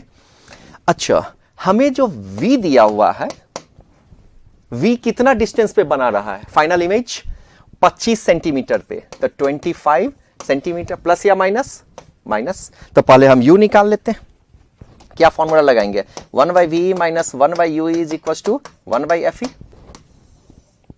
थोड़ा सा कैलकुलेशन होगा, करते रहिए। तो हम लिख सकते हैं, हमें चाहिए U, 1/UE is equal to 1/VE minus 1/FE। जब आप सॉल्व करोगे बच्चों, 1/, यहां देखो ना, 1/UE इज इक्वल टू, अभी साइन कन्वेंशन नहीं लगाया हूं मैं, V का वैल्यूज यहां आप रखेंगे, तो 1/VE minus 1/VE minus 1/U equal to 1/F, तो 1/U equals to 1/v minus 1/f। तो अब आप लिखिए 1/v, v का क्या वैल्यूज है 25 विथ माइनस साइन माइनस 1/6.25, यही वैल्यूज है 1/ue का। देख लो एक बार, आप इससे सॉल्व करेंगे तो ue की वैल्यूज आ जाती है शायद -5 सेंटीमीटर, ये कट जाएगा आपको, ue की वैल्यू -5 सेंटीमीटर। अब आते हैं थोड़ा सा ऑब्जेक्टिव पे, ये तो आईपीस की कहानी हो गई। गौर कीजिएगा, अब क्या गिवन है आपका ऑब्जेक्टिव का और ये दोनों के बीच का डिस्टेंस कितना है, objective lens and eyepiece of focal length separated by A distance कितना 23 सेंटीमीटर का डिस्टेंस है दोनों के बीच, दोनों लेंस के बीच। और आपका यूई कितना आया है इसमें -5। तो ऑब्जेक्टिव के लिए जब आप इमेज की बात करेंगे, ऑब्जेक्टिव के लिए जब आप इमेज की बात करेंगे, इमेज ऑफ ऑब्जेक्टिव, तो क्या हो जाएगा, ये 23 उसके बीच का डिस्टेंस है और यहां आ रहा है -5, तो माइनस हो जाएगा 23 - 5 कितना हो जाएगा 18 सेंटीमीटर। ये 18 सेंटीमीटर क्या होगा, क्या निकाला मैंने, ये मैंने निकाला है जो distance of image for objective. Okay, 18 centimetre distance of image for objective. अब फिर से लगा दो, फिर से लगा दीजिए 1/VO minus 1/UO equals to 1/FO। Okay, तो यहां से UO निकालना है बच्चा, फिर से 1/UO is equals to 1/VO minus 1/FO। अरे जस्ट कैलकुलेशन करते जाओ यार, कैलकुलेशन करते जाओ, मिलता जाएगा आंसर। V का वैल्यू पॉजिटिव या निगेटिव, पॉजिटिव हो जाएगा। कितना है 1/18 माइनस F0V क्या होगा पॉजिटिव, कितना दिया हुआ है 3, तो सॉल्व करोगे कितना आएगा 1 - 6 माइनस 5/18। ये किसकी वैल्यूज आ गई 1/U0, तो U0 बराबर क्या हो गया -18/5। तो हमें चाहिए magnifying power of the microscope.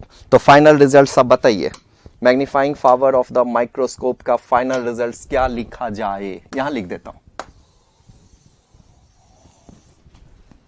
सही है। M is equals to V0/U0 into 1 plus D/FE। V0 की क्या वैल्यूज, अरे V0 की क्या वैल्यूज 18/5 इंटू 1 प्लस D कितना दिया हुआ है 25 और FE कितना दिया हुआ है बच्चा 6.25। ये 18 तो कट गया, 5 ऊपर जाएगा, इसी को सॉल्व कर दोगे तुम्हारे पास आंसर आ जाएगा 25। खुद से करना सॉल्व, खुद से करना सॉल्व। ओके, चलिए नेक्स्ट क्वेश्चन। चलो बच्चों, the radius of curvature of A curve surface of A plano convex lens is given है 40 centimetre. If the refractive index of material of lens is itna, it will act as a convex lens irrespective of side on which the object acts as a convex lens only the objects। Option आप खुद से पढ़िए जो क्या हो सकता है। Convex lens सबसे पहले आप बना दो plano convex lens, plano convex lens, चलो बनाते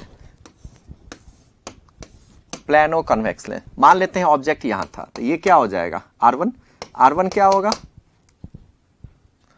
यहां पे आपका ऑब्जेक्ट था, ये प्लेनो है, ये प्लेन है, तो R1 तो इन्फिनिटी चला जाएगा।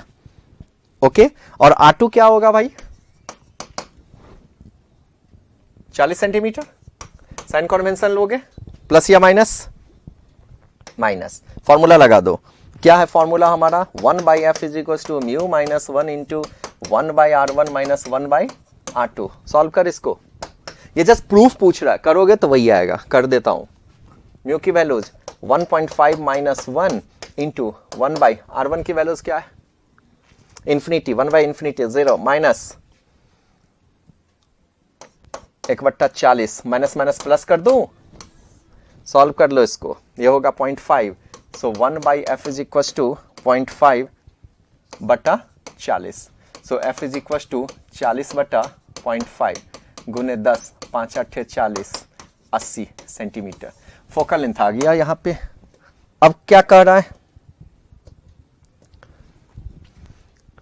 Side on which the object, अब मैं ऑब्जेक्ट को इधर नहीं रख के उस साइड रखता हूं, तो जब आप ऑब्जेक्ट को उस साइड रखोगे तो क्या फर्क पड़ेगा आपका इसमें, आर का वैल्यूज R1 और R2 चेंज हो जाएगा, उधर रख दोगे नेक्स्ट साइड,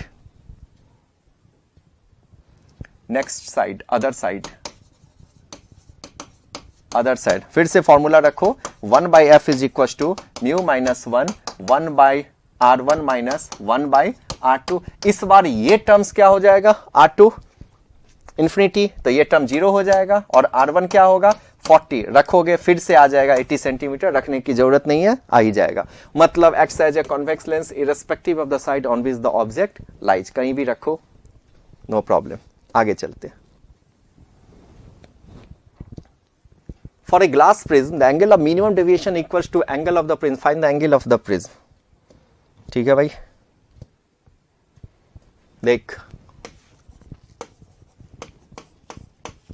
म्यू का फॉर्मूला बोल, mu is equal to sine a plus del m by 2 by sine a by 2।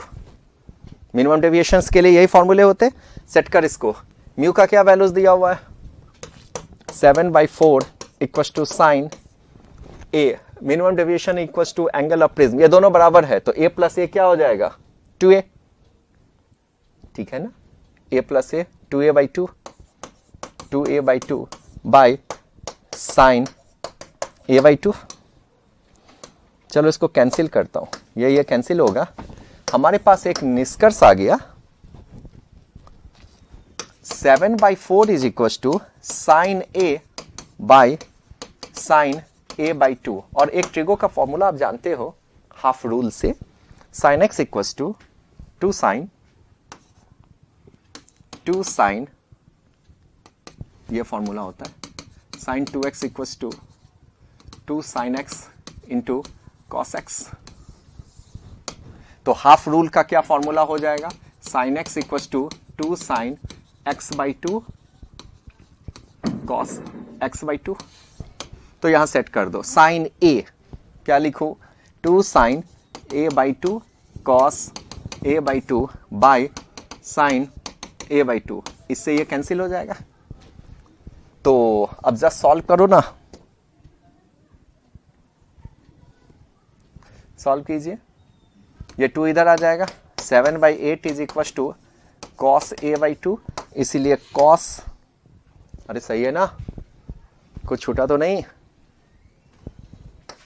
a/2 equal to 7/8, अरे फिर से वही टर्म लिखा गया, सो हाँ ठीक है, a/2 is equal to cos inverse 7/8। हमें किसकी वैल्यूज निकालना है बच्चा, a का, तो a बराबर क्या होगा 2 कॉस इनवर्स 7/8। ऐसे कैलकुलेशन तो आपको नीट में भी करने पड़ेंगे, उपाय नहीं है। 2 कॉस इनवर्स 7/8, 17 मत मान लेना, 7/8 कौन सा आंसर जाएगा चेक करो, 2 कॉस इनवर्स 7/8। चलिए next question,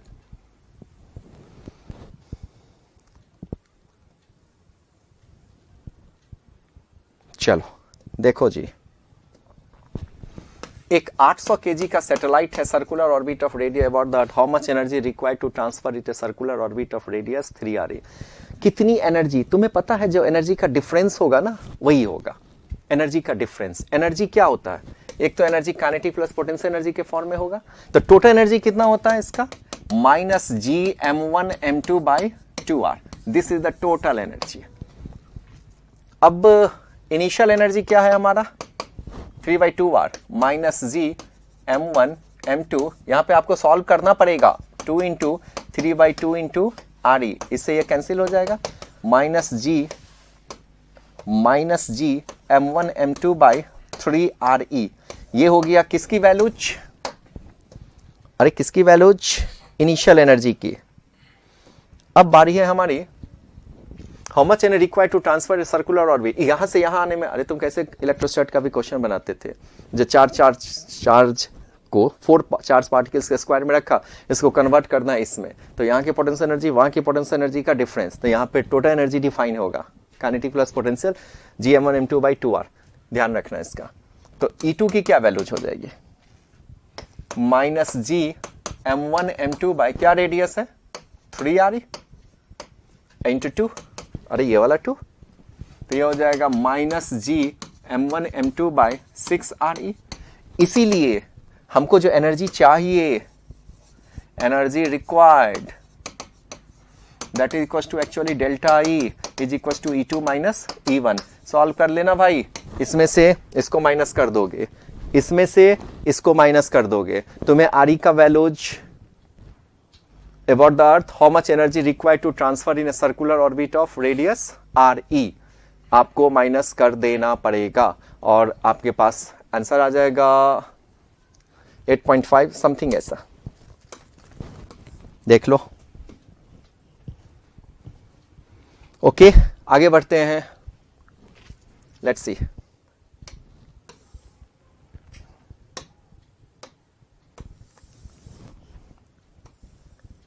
A rocket of mass fired from the towards a planet, what distance from the Earth's center the gravitational force on rocket is 0? देखो, एक रॉकेट का मास है, फिर से कैलकुलेशन आएगा इसमें, मास ऑफ प्लैनेट इतना, मास ऑफ अर्थ इतना, distance between earth and planet, neglect the effect of other planet. मान ले भैया ये रॉकेट है और ये अर्थ, किसका मास ज्यादा है चेक कर। A rocket of mass इतना kg fired watts at what distance from the earth center gravitational force on rocket is 0? Mass of planet, अच्छा mass of planet, not rocket, this is planet, कितना मास है 1.10 का power 20 है। Mass of अर्थ कितना है, mass of planet को mp, this is earth, electron और proton मत मानना, 16 इंटू इतना, ये ज्यादा है। डिस्टेंस बिटवीन, तो कहां पे नेट फोर्स 0 होगा उसका, तो ये तो बन गया ग्रेविटेशन का, इलेक्ट्रोस्टैट्स का, कहां पर नेट फोर्स 0 होगा, जो छोटा है उसके करीब रखो। यहां पर मान लो मास ऑफ रॉकेट है और ये डिस्टेंस को तू x मान ले, तो ये डिस्टेंस कितना होगा L-x, डिस्टेंस कितना गिवन है, what distance from the earth center is the gravitational force on mass of the planet, mass of earth, distance between earth 6 into 10 का पावर 8, टोटल को मानते हैं 6 into 10 का पावर 8, अरे L इक्वल टू मान लेते हैं 6 into 10 का पावर 8, तो ये कितना होगा बच्चा L-x। अब यहां पर फोर्स, ये फोर्स और ये फोर्स इक्वेट कर दो, G mass of planet, mass of earth by L-x का square, this is equal to G mr me by x का स्क्वायर। G ने G को कैंसिल किया, mr me, ये रॉकेट है mr, तो mr भी कर जाएगा। अब इसको सॉल्व करने का तरीका होता है टेकिंग स्क्वायर रूट, ये थोड़ा सा आपको मेहनत करना पड़ेगा, क्योंकि जब आप स्क्वायर रूट लेंगे तभी वहां तक पहुंच पाएंगे और फिर एक लंबा सा कैलकुलेशन आएगा। सारी वैल्यूज आपको पता है, देखो ना, मास ऑफ प्लैनेट ये गिवन है, मास ऑफ अर्थ गिवन है, L गिवन है 6 into 10 का पावर 8 और x हमें निकालना है x, हमें निकालना है x। आप इसको सॉल्व करेंगे, तुम्हारा काम है, हम आंसर कुछ पाएंगे अप्रॉक्स में 1.2 into 10 का पावर 7। ठीक है, आगे बढ़ते हैं।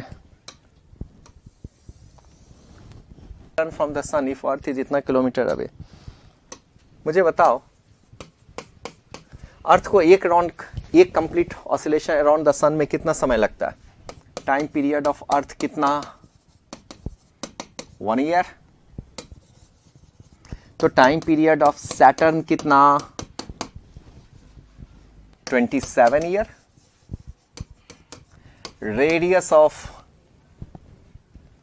अर्थ इज इतना kilometre, if Saturn year is इतना, how far is the Saturn from the sun if the earth is इतना किलोमीटर, इसका जो रेडियस है, डिस्टेंस है 1.5 into 10 का पावर 8 किलोमीटर, तो हमें निकालना है R0 की वैल्यूज। याद करो Kepler's law, T² proportional to R का power Q, so T1 by T2 is equal to R1 by R2 का पावर 3/2। फिर से बच्चों आपको कैलकुलेशन आएंगे यहां, ये सारे क्वेश्चंस में करना पड़ेगा, दूसरा उपाय नहीं है। कॉन्सेप्ट यही है, बस करना ही पड़ेगा, दूसरा उपाय नहीं है। एक फायदा है जो ये 27 है, जब आप इसको तोड़ोगे ना 3 या 9 या 27 तो कुछ कैंसिल हो जाएगा, इसलिए ऐसा दिया जाता है डेटा एग्जाम्स में। So 1/27 is equal to R1 1.5 into 10 का पावर 8 बाई R0, ओके 3/2। इसका कितना पावर 3/2। एक काम करो ना, यहां से R बराबर क्या लिखोगे 2/3, R बराबर 2/3, मतलब ये वैल्यूज को हम 1.5 इंटू 10 का power 8 by R0 is equal to 27 को लिखेंगे 3 या 9 या 27 और पूरे का पावर 2/3, इससे ये कट जाएगा। सो 1.5 इंटू 10 का पावर 8 बट्टा R0 इज इक्वल टू 1/9। अब R0 हम निकाल सकते हैं अप्रॉक्सीमेट, ठीक है 30। कैलकुलेशन खुद से करना, कैलकुलेशन खुद से करोगे, सॉल्व करोगे, तुम्हारे पास आंसर लगभग 1.35 10 का पावर 12 ये आएगा। चलिए आगे बढ़ते। Two stars are approaching each other for head-on collision when their distance is with their speed are negligible. What is the speed with which they collide? Radius of star is जो में conservation of energy। Direct लगाता हूं conservation of energy। Two stars are approaching each other for head-on collision। Approaching each other when they are distance of इतना kilometre, मान लो इसके बीच का distance था 10 का पावर 12 किलोमीटर, इसको मैं x मानता हूं, ठीक है। Their speed are negligible. What is the speed with which they collide? जब ये कोलाइड, तो इस समय इसकी इनिशियल एनर्जी कितनी हो जाएगी -G(m1m2) बाई जो डिस्टेंस है x का मतलब 10 का पावर 12 किलोमीटर। जब ये टकराएगा, ये मैं सोचना बड़ा हो गया, वो ऐसे ही बना हुआ है, तो अब डिस्टेंस कितना है इसके बीच R and R, तो दोनों के बीच का डिस्टेंस क्या हो गया 2R। रेडियस दे रखा है, तो इस समय एनर्जी क्या हो जाएगी, जब दोनों टकराएगा तो एनर्जी क्या हो जाएगी, फाइनल एनर्जी क्या होगा potential plus kinetic. Here kinetic is 0, but यहां तो काइनेटिक एनर्जी होगा, तो क्या लिखोगे -G(m1m2) बाई R। R मतलब R और R क्या हो जाएगा 2R plus kinetic energy scalar quantity 12m v², दोनों में है इंटू 2। देख एनर्जी लिखने आना चाहिए ग्रेविटेशन के क्वेश्चन में। सो हम लिख सकते हैं no loss of energy from air, so हम लिख सकते हैं initial energy is equal to final energy. It is not only potential energy, ये टोटल एनर्जी डिफाइन होगा। So UY is equal to UF। अरे ये टोटल एनर्जी है इसका, इस समय काइनेटिक एनर्जी इसकी क्या हो गई 0।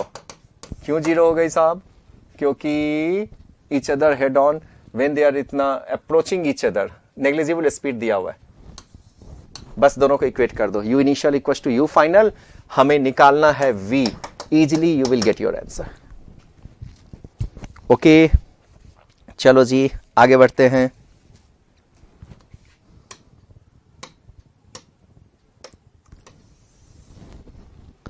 A star 5 times the mass of sun and collapse to a size of 20 km. Find the maximum number of rotation of star that are placed on equator remain stuck to surface. आप पढ़ते थे circular motion में भी number of revolutions निकालना है आपको, तो उसके लिए सबसे पहले ओमेगा चाहिए। कहां पे है ये, इक्वेटर पे। इक्वेटर पे मुझे बताओ सेंटीपीटल फोर्स क्या लग रहा होगा इसमें, mg equals to m omega square into r। m ने m को कैंसिल किया, g को क्या लिख सकते हो gm बाई आर स्क्वायर। अगर यहां कैपिटल ले रहे हैं तो यहां भी कैपिटल ले लो, gm by r square equals to omega square into r। So omega is equals to gm by r cube into r। ये यूनिट क्या होगा इसका, रेडियन पर सेकेंड। हमें क्या पूछ रहा है, नंबर ऑफ रिवोल्यूशन। तो एक रिवोल्यूशन में कितना होता है बच्चा, एक बार रिवोल्यूशन करेगा तो कितना angle 2 pi. So number of revolutions क्या हो जाएंगे, नंबर ऑफ रिवोल्यूशन पूछा जा रहा है ना आपको, maximum number of revolution is equal to omega by 2 pi, इतना रिवॉल्यूशन पर सेकेंड। ठीक है, कैसे आप 2 पाई बाय 60 से मल्टीप्लाई करते थे सर्कुलर मोशन में, यहां सिर्फ रिवॉल्यूशन पूछ रहा है, 2 पाई, दैट्स इट। सॉल्व करोगे, आगे बढ़ता हूं।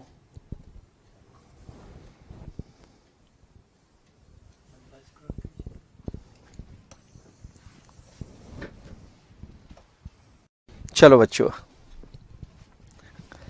कह रहा है specific station on Mars, how much energy must be expended on to launch it out of the solar system, mass of spaceship, mass of sun, mass of Mars, radius of orbit, everything is given. हमको कितनी energy चाहिए expended on the spaceship to launch it out of the solar system, मतलब solar system से वो बाहर ही आ जाए। हम कितनी एनर्जी दे जो सोलर सिस्टम से वो बाहर ही आ जाए। तो सबसे पहले मुझे बताइए, जो इसकी जो एनर्जी होगी वो एनर्जी किस किस फॉर्म में होगी। इसकी एनर्जी दो फॉर्म में होगी, या तो इसकी एनर्जी होगी पोटेंशियल एनर्जी ऑफ सन का और potential energy due to Mars का। तो टोटल एनर्जी आप क्या लिखोगे, potential energy due to sun plus potential energy due to Mars. Sun का क्या होगा, जी मास ऑफ सन, ओके, और क्या है, mass of spaceship, mass of spaceship by r, r minus g mass of Mars, ध्यान दीजिएगा इधर, into mass of spaceship by r. देखो एक बार, सही लिखा गया है। R1 R2 है क्या, radius of Mars, radius R1 R2 है बच्चा, this is R1 and this is R2, क्योंकि यहां देखो ना मास ऑफ मार्स दिया हुआ है, रेडियस ऑफ मार्स दिया हुआ है, मतलब ये वैल्यूज दिया हुआ है कितना, 3400 किलोमीटर, मतलब 10 का power 3 metre. And radius of orbit of Mars ये दिया हुआ है आपको 2.3 इंटू 10 का पावर 8 इंटू 10 का पावर 3 मीटर। डिस्टेंस समझ लो, इतनी एनर्जी हो गई इसकी, इतनी एनर्जी। तो हमसे पूछ रहा है क्या, हमसे क्या पूछ रहा है, जो कितनी एनर्जी चाहिए इसको ऊपर to launch it out of the solar system. तो ये जो एनर्जी आ गई हमारी, ये दोनों का सम हो गया। जब आपने दोनों एनर्जी को सम कर दिया, जब ऐड करेंगे तो माइनस में ही रहेगा। तो अब जो हमें एनर्जी रिक्वायर्ड चाहिए वो हो जाएगा negative of what the energy we got, क्योंकि टोटल एनर्जी तो जीरो हो जाएगा। तो जो वैल्यू जाया उसका निगेटिव, मतलब जो वैल्यू जाया, जो भी वैल्यू इसको सॉल्व करके आपको आएगा उसका ही निगेटिव। तो निगेटिव करेंगे तो निगेटिव निगेटिव क्या हो जाएगा, पॉजिटिव, वही हमारा आंसर चला जाएगा। सॉल्व आपको करना है 10 का पावर 13 जूल। ओके, चलिए नेक्स्ट क्वेश्चन 34। ग्रेविटेशन के जितने भी अभी क्वेश्चन है सब एनर्जी कंजर्वेशन में है, और एनर्जी कंजर्वेशन लगाने आना चाहिए, उसके बाद सॉल्व आप करेंगे। देखो, a rocket is fired vertically from the surface of Mars with a speed of 50% initial energy loss due to atmosphere। 15% जो है इनिशियल एनर्जी का लॉस हो जाता है। How far rocket will go, यहां से आपने लॉन्च किया, यहां से मान लो u वेलोसिटी से लॉन्च किया और कितने हाइट तक गया, h हाइट तक। यहां वेलोसिटी कितनी हो गई, 0।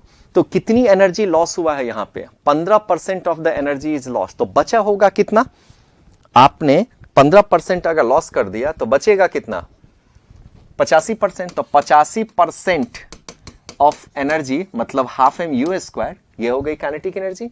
पोटेंशियल एनर्जी कितनी हो जाएगी, जी, यहां देख, surface of Mars, surface of ये मार्स है और यहां क्या है, रॉकेट, ये है रॉकेट, मास ऑफ रॉकेट। तो G mass of rocket, mass of Mars बटा ये capital R, this is our initial energy.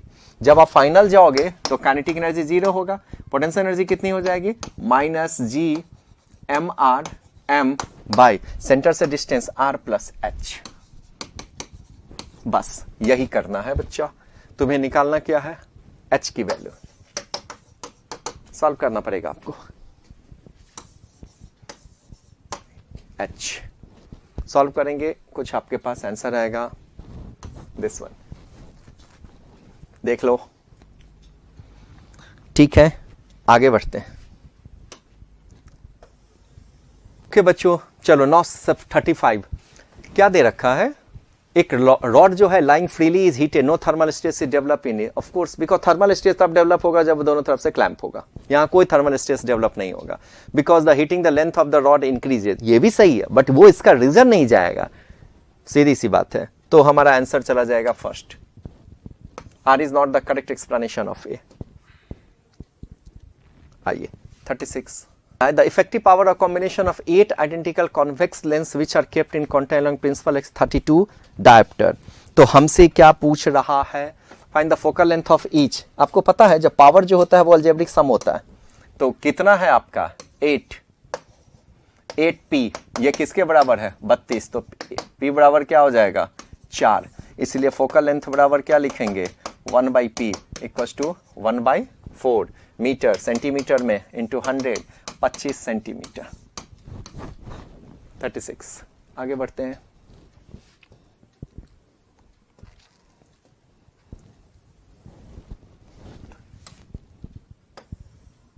या 37 नंबर बच्चों, let's see. Given below the when mu amount of या एन अमाउंट कुछ भी मानो, ideal gas and adiabatic change from state इतना to state the work done, होता ही है formula NR T2 minus T1 by 1 minus gamma, gamma equals to CP by CV, हम लोग जानते हैं यूनिवर्सल गैस कांस्टेंट, सही है ये स्टेट में। In the above when work is done on the gas the temperature of gas would rise. Yes, ये equation जो है जैसे जैसे आप उस पर वर्क करेंगे टेम्परेचर जो होगा राइज होगा, बिकॉज आपने वर्क जो किया है कहां पे, work done on the gas, किस पे किए हैं ऑन द गैस, और ऑन द गैस पे वर्क डन क्या होगा आपका नेगेटिव हो जाएगा, तो डेल्टा यू की वैल्यूज क्या हो जाएगी बढ़ जाएगी, इसलिए टेम्परेचर भी बढ़ जाएगा, इसलिए स्टेटमेंट दोनों सही हो जाएगा, both statement 1 and statement 2 are correct. ठीक है, चलो आगे बढ़ते हैं।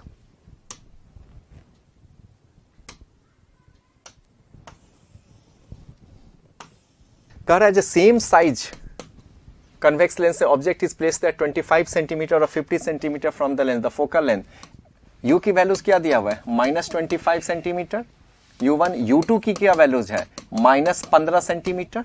मैग्निफिकेशंस का फॉर्मूला क्या होता है f by f plus you, और क्वेश्चन में क्या दे रखा है जो m1 जो है m2 के बराबर है मैग्निफिकेशन, तो m1 is equal to minus m2, बस आप वैल्यू पुट कर लीजिए m1 के जगह आप क्या लिखोगे, m1 की जगह f by f minus 25 is equal to m2 के जगह with minus f by f minus 15, f बराबर सॉल्व करेंगे 20 सेंटीमीटर आ जाएगा।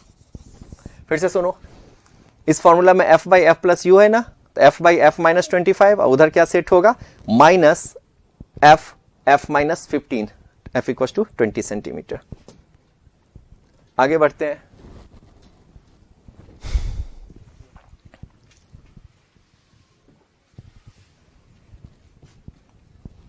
चलिए नेक्स्ट क्वेश्चंस बच्चों। In reflecting telescope the secondary mirror is use make chromatic नहीं, ये कहां यूज होता है क्रोमेटिक एबिरेशंस लेंस में। रिमूव स्फेरिकल एबिरेशन नहीं, इसके लिए हम क्या यूज करते हैं पैराबोलिक मिरर।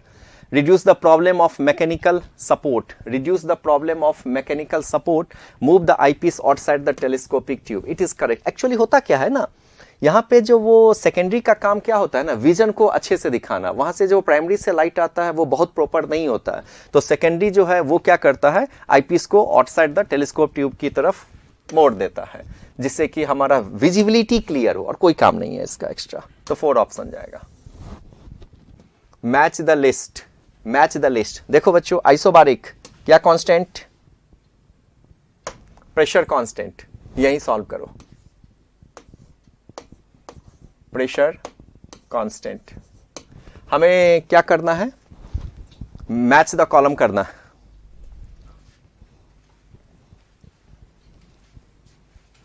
या चलिए, आइसोकोरिक, एडियाबेटिक, आइसोथर्मल।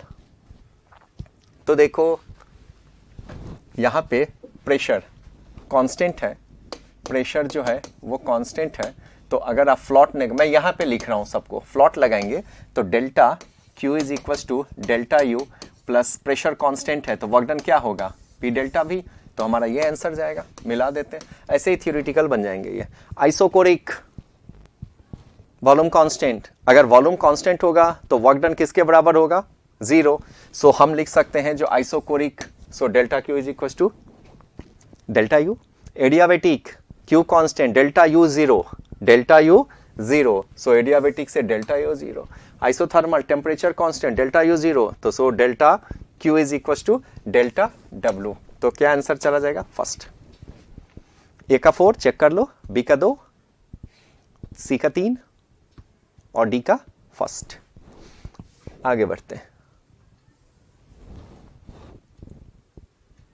ये देख, एक कैलोरीमीटर ऑफ वाटर इक्विवेलेंट। पहले आप समझो what is water equivalent. Water equivalent का मतलब क्या होता है। मान लेते हैं एक सब्सटेंस आपने लिया, तो उस सब्सटेंस की जो हीट कैपेसिटी होगी, उतना हीट कैपेसिटी के लिए जो अमाउंट ऑफ वाटर आप लेंगे, that amount of water is known as heat water equivalent. तो कुछ नहीं करना, अगर कैलोरीमेट्री में आपको दे रखा है जो वाटर इक्विवेलेंट इतना ग्राम है, तो उसको आप क्या करो, वाटर मान के ऐड कर दो, बस। तो एक कैलोरीमेट्री का वाटर इक्विवेलेंट दिया हुआ है कितना, 30 ग्राम, और इसमें कितना वाटर है, 370 ग्राम ऑफ वाटर है। टेम्परेचर कितना है भाई, 30 डिग्री सेल्सियस। इसमें स्टीम डालते हो तुम, स्टीम कितना, 100 डिग्री सेल्सियस स्टीम डालते till the temperature of mixture. Steam 100 degree Celsius, steam 100 degree Celsius steam को तुमने कन्वर्ट किस में किया है, 80 डिग्री सेल्सियस वाटर में। अरे बोलो, the value of m is close to, तो हमसे कह रहा है जो कितना मास ऑफ स्टीम जो है कंडेंस हुआ होगा। तो यहां पर जो मिक्सचर था वो इनिशियली कितना टेम्परेचर था, 30। तो water plus water equivalent, direct मैं लिखता हूं ms delta theta, heat lost equal to heat gain. Okay, loss कौन करेगा, स्टीम, गेन कौन करेगा, ये वाटर। तो पहले गेन लिख लेता हूं, गेन क्या हो जाएगा, ये mass of water and mass of water equivalent, तो 370 plus 30 m, specific heat of water 1 into temperature, कहां से कहां जाना है, 30 से लेके 80 तक, 80 minus 3, that is equal to, अब समझ 100 ग्राम स्टीम को वाटर में कैसे बदलोगे, पहले फेज चेंज होगा। तो फेज चेंज करने के लिए हम क्या लिखेंगे, m इंटू एल। तो मास ऑफ स्टीम, L मतलब 540 plus mass of steam into specific heat water का 1, स्टीम वाटर बन गया। और कितना टेम्परेचर लेके गए हो, 100 माइनस 80। यही इक्वेशन है आपका।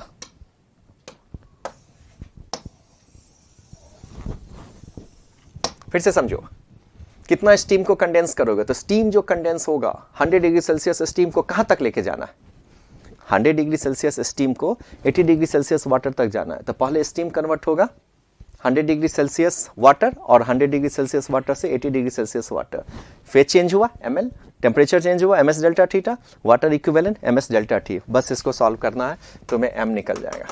सिंपल कैलकुलेशन आप खुद से कर लेंगे, ठीक है। 35.7 of light intensity ratio of two sources 1/16, मतलब हमें गिवन क्या है, I1 बाई I2 की वैल्यूज है 1/16, और I max plus I minimum upon में I max minus I minimum is equal to something given है, 4 अल्फा प्लस 1 बीटा प्लस 6। तो हमें मान निकालना है इसका। तो मान निकालने के लिए क्या हम इसको डायरेक्ट लिख सकते हैं, I1 plus I2 by 2 under root I1 into I2, ठीक है। अब यहां से देख, I1 बाई I2 क्या गिवन है आपका, 1/16। तो क्या हम I2 बराबर लिख सकते हैं 16 I1, यहां पुट करो 16 I1, तो this is I1 plus I2 के जगह क्या लिखेंगे, 16 I1 by 2 under root I1, और I2 के जगह लिखेंगे 16 I1, तो ये हो जाएगा 17 I1 बाई, ये स्क्वायर रूट होगा तो 4 I1 square, 4 I1 square root से बाहर ले लिए इंटू 2, ये कितना आ जाएगा बच्चा, 17 बट्टा I1 I1 कैंसिल हो जाएगा 8, और ये गिवन है हमारा उसके बराबर 4 alpha plus 1 by beta plus 6 के। अब इसको अगर तुम क्रॉस मल्टीप्लाई करके सॉल्व करोगे तो कभी नहीं सॉल्व होगा, क्योंकि दो वेरिएबल्स आ रहे हैं। इसको हीट एंड ट्रायल से सॉल्व करना होगा। What do you mean by heat and trial?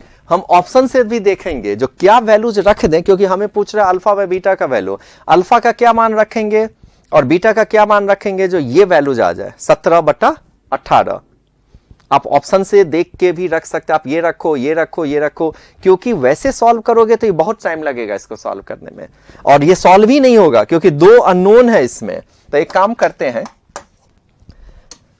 चलिए देखते हैं।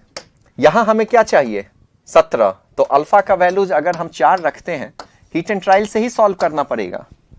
अल्फा की वैल्यूज अगर हम 4 रखते हैं, अल्फा की वैल्यू 4 रखते हैं, 4 चौका 16 1 17, तो बीटा कितना हो जाएगा 2, इसलिए रेशियो क्या हो जाएगा 2। ये हीट एंड ट्रायल से ही बनता है बच्चा। सो 4/2 2 के बराबर होगा। ओके, आगे बढ़ते हैं।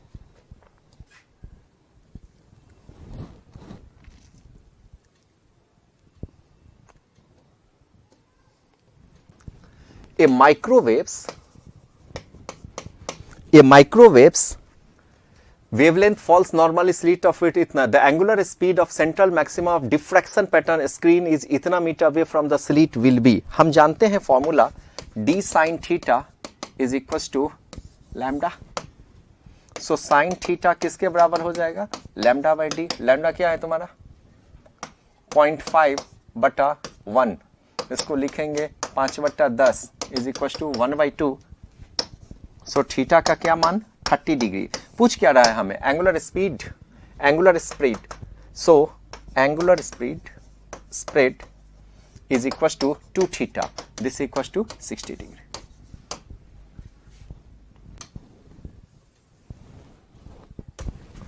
या two coherent source produces wave of different intensity which interfere after interval ratio of maximum intensity to minimum I max by I minimum की क्या वैल्यूज है भाई 49। तो क्या कच रहा है the intensity of waves are in the ratio, उसकी रेशियो पूछ रहा है। तो I max को क्या लिखते हो √I1 प्लस √I2 का whole square by √I1 minus √I2 का होल स्क्वायर। देखो तो ठीक है, आगे बढ़ते हैं।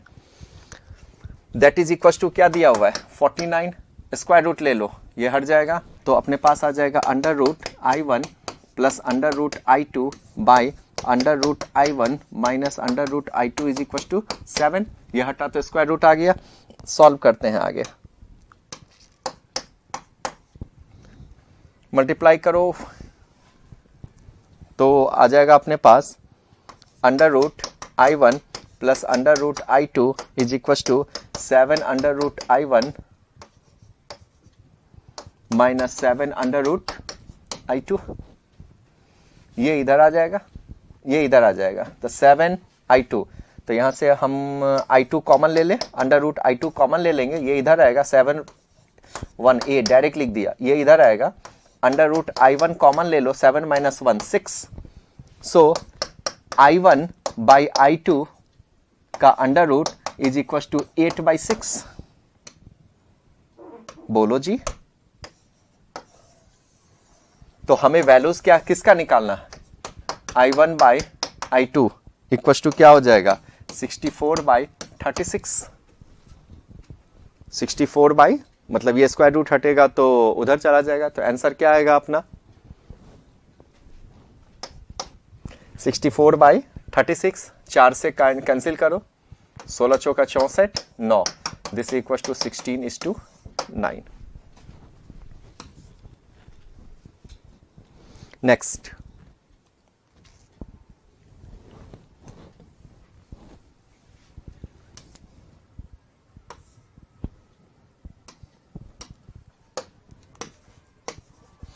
in Young's double slit if the source of light changes from indigo to green, beta equals to क्या जानते हो लैम्डा डी बाई डी। कहां से कहां चेंज कर रहे हो इंडिगो टू ग्रीन, वेवलेंथ बढ़ेगा या घटेगा। अगर आप इलेक्ट्रोमैग्नेटिक स्पेक्ट्रम देखो तो यहां से माइक्रोवेव से हम गामा तक पहुंचे हैं, विबजियोर ऐसा है, और यहां बढ़ने से वेवलेंथ जो है वो कम होती है, ठीक है। तो यहां जो है वायलेट का वेवलेंथ क्या है, कम है, ग्रीन का वेवलेंथ ज्यादा है। तो क्या कह रहा है, if the source of light changes from indigo to green, तो intensity of minima will increase, distance between consecutive fringes will increase. Direct answer लगाओ, बिकॉज बीटा डायरेक्टली प्रोपोर्शनल किसका हो गया, लैम्डा का। अगर लैम्डा को बढ़ा दोगे तो बीटा का भी मान बढ़ जाएगा, तो बीटा का मान बढ़ जाएगा, इट मींस हमारा क्या आंसर चला गया, distance between fringes will increase. That's it. Students listen, अब ये जो मैंने आपको आज का सॉल्यूशन दिया है, इस सॉल्यूशंस में आपने देखा जो कुछ क्वेश्चंस ग्रेविटेशंस के हैं जो काफी कॉम्प्लेक्स कैलकुलेशन आ रहे थे। कॉम्प्लेक्स मत बोलो, तुमको करना है। कुछ थ्योरेटिकल क्वेश्चंस थे, उसको भी डिस्कस किया हमने। इन स्पाइट अगर आपको कोई प्रॉब्लम हो तो आप हमें कमेंट्स कर सकते हैं, आप हमें बोल सकते हैं, हम उसको फुल इलेबोरेट करने की कोशिश करेंगे। और जहां तक कैलकुलेशन करने की बात है तो आप खुद कीजिए, कोई अगर स्मार्ट क्वेश्चंस है या टेक्निकल है तो वहां हम करते हैं। फिर भी क्योंकि आप करेंगे तो आपको नीट में फायदा होगा। हम तो आपको कॉन्सेप्ट बता दे, भाई ये फॉर्मूला लगाओ, ऐसे लगाओ, आप जितना करोगे। अब मैं काट के करने जाऊं तो बहुत टाइम लगेगा वो ग्रेविटेशन वाले क्वेश्चंस में। तो बस बाकी आप देखिए एंड रिवीजन कीजिए। Good luck, best of luck for the next test. Thank you.